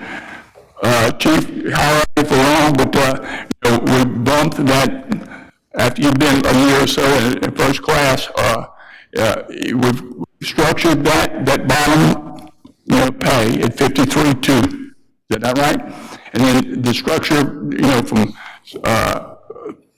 sergeant, lieutenant, captain, and all that was increased also. That's the nuts and bolts of that increase that you see in personal services, as well as some, insurance that has been there. But again, our whole move is to get that where we're competitive, and to say, if you're a policeman in Biloxi, that you're on the top of the heap as far as, for sure, there's some other PDs, Tupelo and Oak, Oxford, and some of these others that'll be up around 64, Holland Branch, and that have a little bit more flexibility, but certainly less. Let me repeat some of the numbers. Of course, we propose this budget gets that patrol in first class, which we have a number of vacancies at this point in time, 53.2, compared to Pascagoula at 50,000, compared to July Bill at 48,157, compared to Ocean Springs at 53. So this is a reasonable and I think required amendment to this compensation. Chief, you have anything else that you want right there? No, we're glad to see it, and we hope it's going to make a difference in hiring. Yep. Okay. Felix, start with you. Any questions for the police budget? No. Ms. Noonan? Mr. Lawrence? Yeah, on the plus 7, we actually have 7 new policemen. You want to show 62 increasing? We have several that they're in different stages. Some are, we have about 4 in the academy now, a couple scheduled to go to the academy, and then we have several that are in the hiring process still trying to get their. George, you realized to the plus 7 in this budget, so we're allocating, we initially talked about 15 or 16, with these salaries, we're in 7 more positions. Oh, yeah. Yeah. Okay. So we have to get to, what do we need to run the city? Need about 15 more. Yeah, we need to be somewhere around, with the events that we have, and looking at other cities our size that have about half the events we have, we need to be somewhere right around about 150, 155 policemen is what we need. We're sitting right now with the policeman himself. Well, we have the positions right now, and I think we're at 138 with positions. Okay. Plus those 7. So we're doing 155 or 165. And the problem right now is hiring them, is finding them to hire. Yeah, they're constantly doing that too, so we're going to have to. And that's the reason why we've been aggressive in taking the PD and comparing to our neighbors across the Netherlands. I think they lost 271 positions since 2021. That's right. I don't know of any police department in the nation that's not suffering loss of officers right now. Yeah. I think the increase in pay, I think that's needed, but I also think we need to do it for all the employees too. We need to talk about that. Yeah, we can talk about that right now, because I think its timing is good, because we don't want to beat this thing up. Last year we did a 5% average to 6%, not only for PD, but everybody. And what the way we approach that, and where I would like to approach that this year, October 1, we're going with this. Between October 1 and the smoke clears, as far as where we are positioned, relative to gain or loss, and opportunities will shape out, I believe, and by implementation of across the board and some different ideas that we are exploring. I would say I'm not against taking a look at that, but not in this budget we're presenting, but from June to October. In January, when we would implement that is with the timing that I would prefer. Well, I'd like to get the council to take a look and see, because we don't need to lose anymore. No, we don't. All right. No, we're going to explore some ideas. There's always a balance, and Dr. Tisdale, talked about overtime and some of the other things. There's some things that we can do creatively. Again, police is just, we're not stressing, we don't want to stress our policemen. They want to be able to have some time off as fire department. And, there's some parameters in the fire department. You can see 14 more positions that we want 4 people per equipment. We got 39, how many pieces of equipment? 39? So right now, we got at least 3, we want to have at least 4. And, over time, it's sort of a matrix that you can look at, as well as, the events that we have between now and then. So it's a fluid, dynamic kind of thing to use. Again, I'm the number one fan of our employees, and as we should all be, and that we need to get them there. We need to make sure that they want to come to work every day and they're successfully rewarded and compensated for what they do. There are some questions that might come up. I would look at between October and January to explore some of the ideas we already had and some of the ideas that just across the board, things like we did last year. Okay. Mayor, I just put up a word. Always look at that sooner than that. Don't show these people, we don't want anybody to leave, that's working for the city now. But the only thing I would say to that, not firemen, not anybody. So we need to raise it 3 or 4%, that we need to put that in action and see if we can. We don't need to wait 6 months. I'm not anticipating waiting 6 months to develop that plan. Yeah. I'm just asking our employees, they know what we did last year at this time. They know what they were expecting. I'm telling you right now that we would explore those kinds of things. PD immediately. Fire department immediately what we've done. Not as aggressive as the fire department is very important, but PD is where the services were increased, and I'm not prepared to come back in a budget and do the 3, 2, whatever percentage it would be between now and then. But I am prepared to do it. Okay, because the cost is 9%, we didn't get there yet. You gotta keep up with the inflation and all that. That's something we need to do. We do it constantly. We look at these parameters and financial things that come in on a daily basis, and the outlook will determine how much we can do and when we can do it. Yeah. That's all. Mr. Barrett?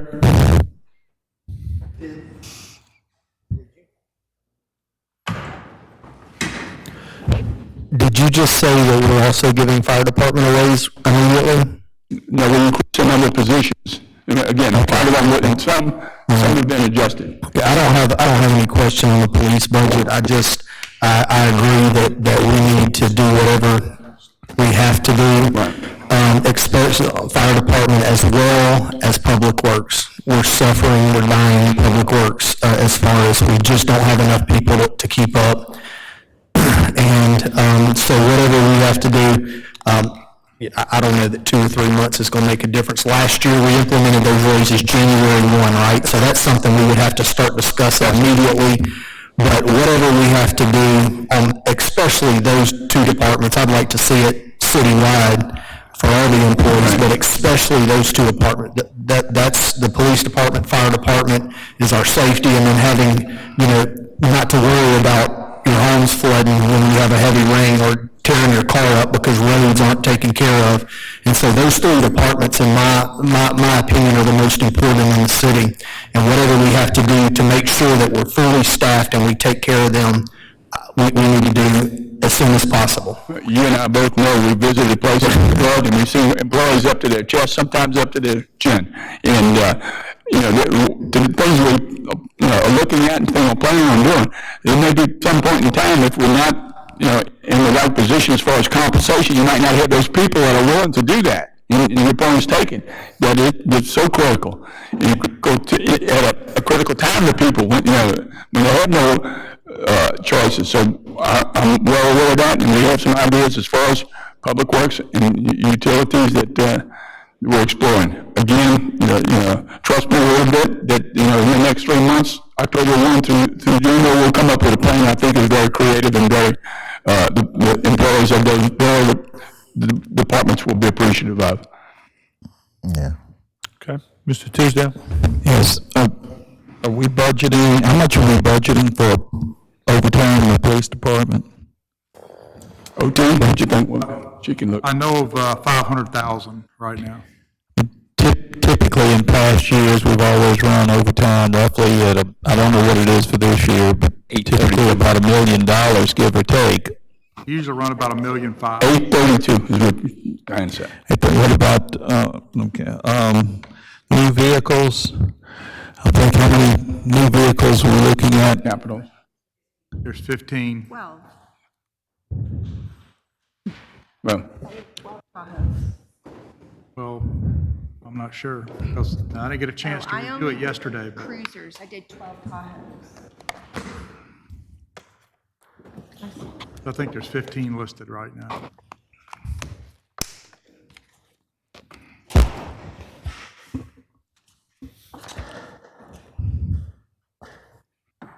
You might have something, I only picked up the Tahoes. Are there other types? That's what it is then. I only picked up Tahoes. And I could be wrong, but I didn't get a chance to review it yesterday if there were changes made, but there was 15.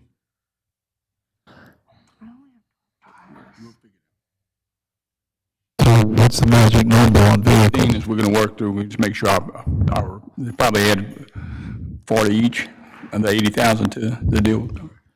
They're working it out. So 15 vehicles. I remember several years ago, we really didn't order what we typically ordered in vehicles, and at some point, we need to catch back up. It'd be great if we could purchase and add another 3 vehicles to that. If we're looking at 15, push it to 18. You can do that for me, sir? We will. 15 is the number right now. We're reconciling that. 15's in it. So 15 is a good number. Is there any way we can possibly afford 18? Nope. I'll take the humidifier over the new, well, we can try it. All right, so let me ask We'll look at it. All right, let me ask about this pay raise. Is that for sworn officers only? Yep. So it's if I'm a police officer, basically, if I understood you correctly, Mayor, we're raising the floor, and then you've got to adjust all these. We tried to preserve the steps. Right. We got the new entry, I think we're bumped to 2,000 or 3,000, I think, from 40 to 41. I had a chance to see it yesterday. But I think, the main focus was at patrolman first class. You have 2 steps. Third class becomes second class, becomes first class. And then we preserved the steps in between, all the way up to that guy right there. So your rank and include investigator and then sergeant. Right, so once you bumped up, or once. And they're gonna get a bump at third class and second class too. Right, but the anchor, so to speak, was first class? Right. All right, and so all these other steps had to be adjusted, so all those folks got some sort, we get some sort of increase. That's right. And that's for sworn officers only. A rough count on the number of, how many sworn officers do we have? I think 116, thank you. Yeah. The total is 148 budgeted. Okay. Anyone have any other questions? If not, we'll go ahead and move on I to just the wanted to comment, it was just kind of footstomp what Nathan Barrett said. Nathan Barrett talked about, when you mentioned the fire department and people like Public Works. And I think it might be time for us to kind of look at some of those positions, especially, like you said, those guys are up to here and what they're making. And we may have to go through an assessment program of assessing these positions again. Because like I said, we're losing people by the dozen. And then, of course, like the fire department, starting with the chief, just looking at the positions and making sure they get what they're worth and things like that. So I think if we just look at it, I'm not saying do anything right now, but look at it for January, because we need to kind of. I'm totally agreement. And again, both those departments of Public Works, we have some, I think, creative things that would inspire and do those, accomplish what we want. The adjustment to compensation, so when people are enthusiastic about coming to work and staying at the city of Biloxi. Absolutely. I'm 100%, in favor of, by that time, we'll know how September, October, November, and guessing and projecting our folks here sitting at the table keep me straight on the line and don't, anticipate things. So that gives us time to work out what we feel is the best for our employees. Okay, thank you. Thank you. All right, we'll move on to the fire department. Thank you, Chief. Move on to the fire department budget. We have a proposed increase of $2 million. It looks like $1.5 million is compensation. And again, I think there's a commitment to make sure that we are attracting the best and we're training the best and we have the best for the city of Biloxi. Mayor, you want to go ahead and open remarks? Nick is right here. He's been, step by step, and Jason Earl too. We know what's important. The big number is to maintain our position as far as, we want to go from 2 to 1, right? And a lot of things related to 2 to 1, equipments and people who run those equipments and facilities. And again, one thing that you and I visited, just one instance of this, is that, Station 5, I believe, that would require, you and I wouldn't sleep there and do the job. So we're prepared to have looked at SMPDD and some of these other channels. So that's to be worked out. And again, if our goal having 4 people dedicated 3 shifts a day, we can knock that to I don't think anybody else is number 1 at this point around, but that's our goal. And then those kinds of numbers will give us flexibility on working sort of regular hours and the OT when it's required. Okay. Ms. Newman? Mr. Lawrence? Mr. Lawrence? To say the 14 people, did you get the $1 million? No, sir. We have not heard on that as of yet. Federal government has been backlogged on releasing that. I talked to my grant writer beginning of last week.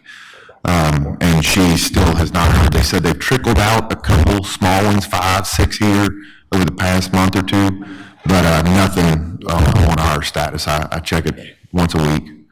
Those 14 people that listened, that's where they were supposed to come from? Yes, sir. Yes, sir. It was actually an application for 15 personnel, so that's where the big increase on the budget comes from. $1 million is counted in this area? To my knowledge, yes. Yeah. Correct. If we receive that. If we receive it. It's in the revenue. The offset is in the revenue picture. If we're trying to hire 14 people anyway? That's We're going to try. I mean, again, we got how many in the academy right now? Right now, we are currently training 7 in the academy. It's about a 20-week academy to get their firefighter, their hazmat, and their EMT basic. We've got to keep moving and keep, in motion, because I think we've got scheduled retirements and those kinds of terminations. So yes, sir. It's again another dynamic, fluid kind of situation. We got to keep it in motion. We have a lot of people getting ready to retire or leave. So currently, I think we have 3 positions. About another 1 is going to open up, so 4 by I think October 1st. And I've caught wind that we have about another 7 retiring by the end of the year, maybe March, in that first quarter. So yes, sir. Right now, we currently run 48 minimum staffing. We have to fill those 48 seats, and we're sitting at about 51, 52, depending on A, B, or C shift, is our actual staffing. So there isn't much room to play with. We're quite a bit over on our overtime budget. Do you have any young people in training right now? Yes, sir. The 7 that are currently training now. Yes, sir. And they all graduate together? They will, yes, sir. Okay, thank you. Thank you. Mr. Guines, anything? No. Mr. Tisdale? Sure. How much are we budgeting on the fire department for overtime? Usually it runs past history, 1 million, $1,000,001, somewhere in there. 5, yeah, about 525. Okay. How much? 525. A little over $500,000. I'm just. Look, while we're in this, cerebral discussion, overtime is not necessarily bad from a mechanic standpoint, and I think that's a consideration as we roll through all the departments. Here's my concern with the overtime, just looking at it historically, typically each of the departments runs about $1 million, give or take a year, good year, bad year, sometimes a little higher, sometimes a little less. I'd just like for it to be accurately accounted for, knowing that we're going to pay that overtime because we got to pay that overtime if we're in those circumstances. So I'm not knocking it. Yeah. It's just as we look at our numbers, and I hear every year, this is just a plan, and I get that, but I'd like for it to be, pretty realistic. Right. We know we're going to spend $1 million in overtime.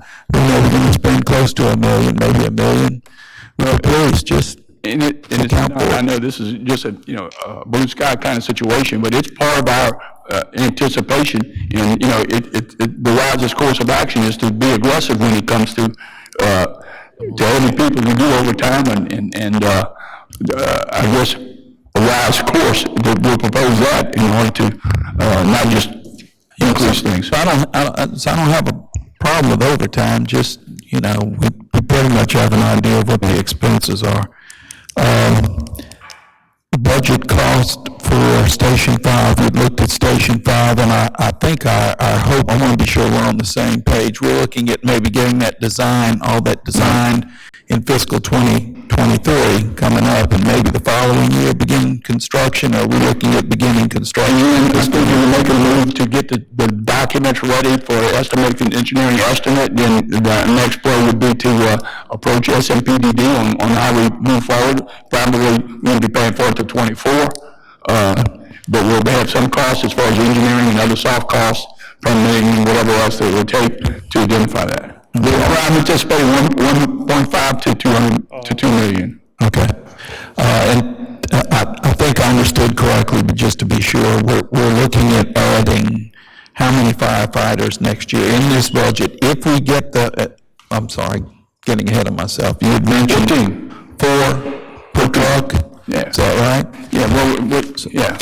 So if we're going to have 39 vehicles, we need 12 people per vehicle. So that's 468 miles what we got. Basically, when the dust settles, if we had four people on a truck, how many additional people would we need to hire? So we are not looking at 4 people per truck per station. We have slower stations, we have hotter stations, so we identify those areas. So currently we run 48 spots, minimum staffing, we have to have those 48 spots. For each shift? For each shift. Currently, each shift runs, we have about 51, maybe 52 on one shift sitting there. So as we, vacation, FMLA, that sort of thing. So what we would anticipate, we would like to get to about 58 per shift to accommodate for workman's comp, anybody off, FMLA, that sort of thing. So getting these 14, 15 Safer Grant firefighters would get us there, in addition to the 7 that we are training right now, would give us a total of roughly 21, which split it 3 ways, 7 on top of. Right, so it doesn't get us all the way there, but it gets us close. And the key part of this, or key piece of this, is to get the Safer Grant, right? Correct, yes, sir. And if we don't get, you don't get it every year. Some years you get it. Some years we get it. We're doing good. Our grant writer does a fantastic job, but we're not guaranteed it. No, sir. Right. And are we looking at any pay? You talked about pay raises for the police department. Any pay raises for firefighters this year? Come in this budget, but we'll attack that. October through January. It's not in this budget, but we're going to look at that later in the last quarter of this year. Yeah, but not across. Thank you. That's it. Thank you. We're going to move on to I don't think engineering, unless anybody wants to talk about engineering, but we'll try to conclude. Well, we will go to engineering. Public Works is next up. Proposed change, $392,000. Want to talk about Public Works? I think we talked about it individually. No, we covered it the other way.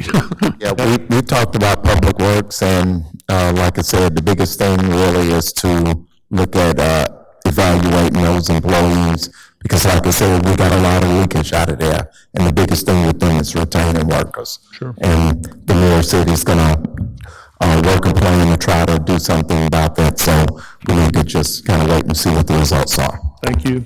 Anything?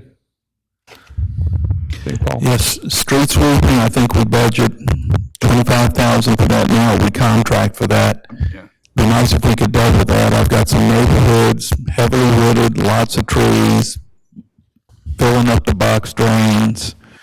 Just be great if we could get the street sweeper around. I'm thinking that they're doing what they're supposed to be doing for $25,000. It's just not enough to do some of the neighborhoods that really need it. So if you could double that to $50,000, it'd be a great start. We'll look at that. And for Public Works, I concur with my colleagues up here. I hesitate to say this, but I'll say it anyway. I just don't know if I don't see how we can keep people at $12.50 an hour. I know, we got time, we don't have to reopen that can of worms. But that's one part of the compensation. You know, you add another 15,000 to the mix. Where do where is that? In that's part of our realistic budget, didn't we put that as far as insurance?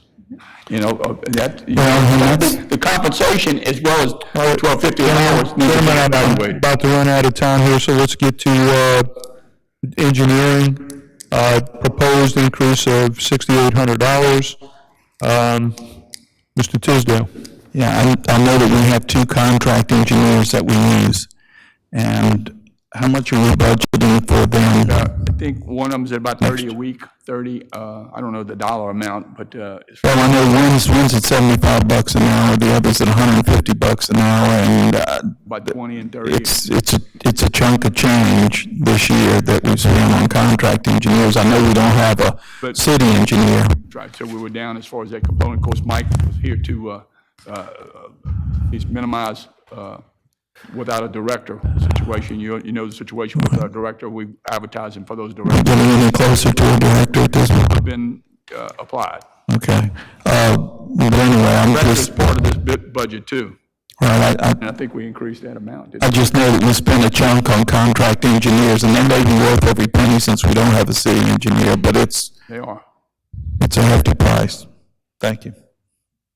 Is that it? That's it? Okay. Anyone else? One question, when they applied those, for the, had the workshop, and the people applied for the job, did we hire anybody in the engineering I department? think Billy Ray, as far as public works, are you talking about? Or just in general, we're very successful as far as the workshops that we did or the job fairs, I think. The job fair, seemed like there were a lot of people applying, we just really hired anybody. One or two of them, yeah. I know PD was successful, and I don't know whether the fire department had any success, and Billy Ray had some interviews, you know. That's it. Okay, the other 2 items are water and sewer and port, but these are enterprise funds. I think we had our individual workshops on that, so I don't think there's a lot to go over to adjust or change.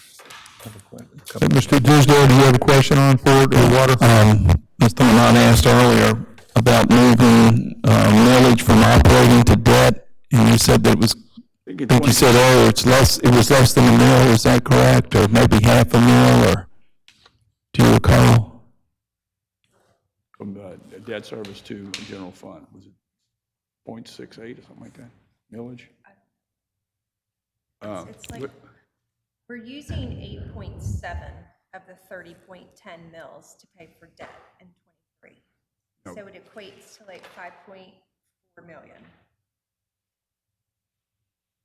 The whole millage. No, I think you were talking about as. No, that's it. So next year, we'll designate 8.7 mils for debt. I don't know what it is off the top of my head this year. It's 8.51. Okay, so it's less than a quarter of a mil. Okay, and the other thing, I make my annual statement, just an observation here. A mill generates, I think as we discussed earlier, about $715,000 less whatever we're paying in terms of TIF. So looking at a clear figure, mill would generate about $600,000 roughly. The last millage increase was in, anybody? 1996, when it went from 57.5 mils roughly to 58.33 mils. And before that, the previous increase was in 1992. And a 1 mil increase to property owners would be $10 per 100,000 in assessed value. And inflation,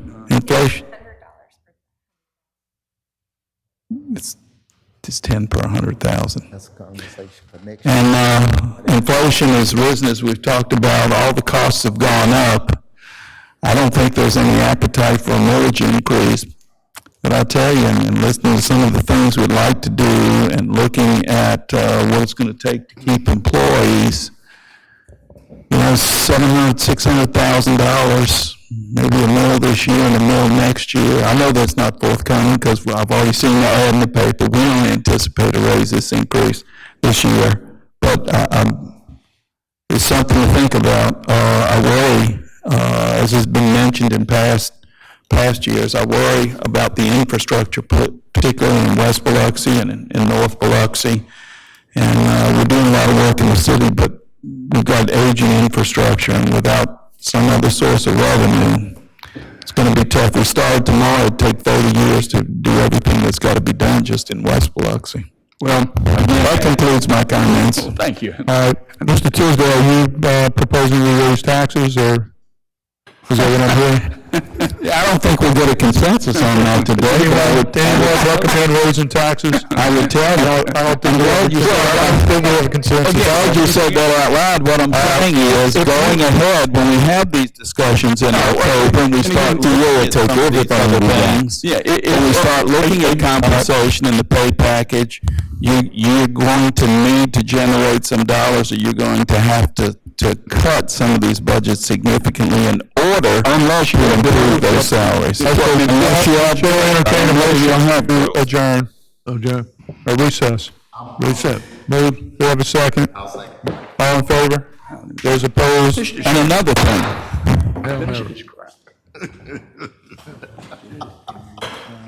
But they had the wrong. I'll sign again. She's going. Who made the motion? George and Felix, probably. All right, very good. Thank you very much. I'm glad you mentioned that women's center. I don't recall them asking before. I was not heard of them.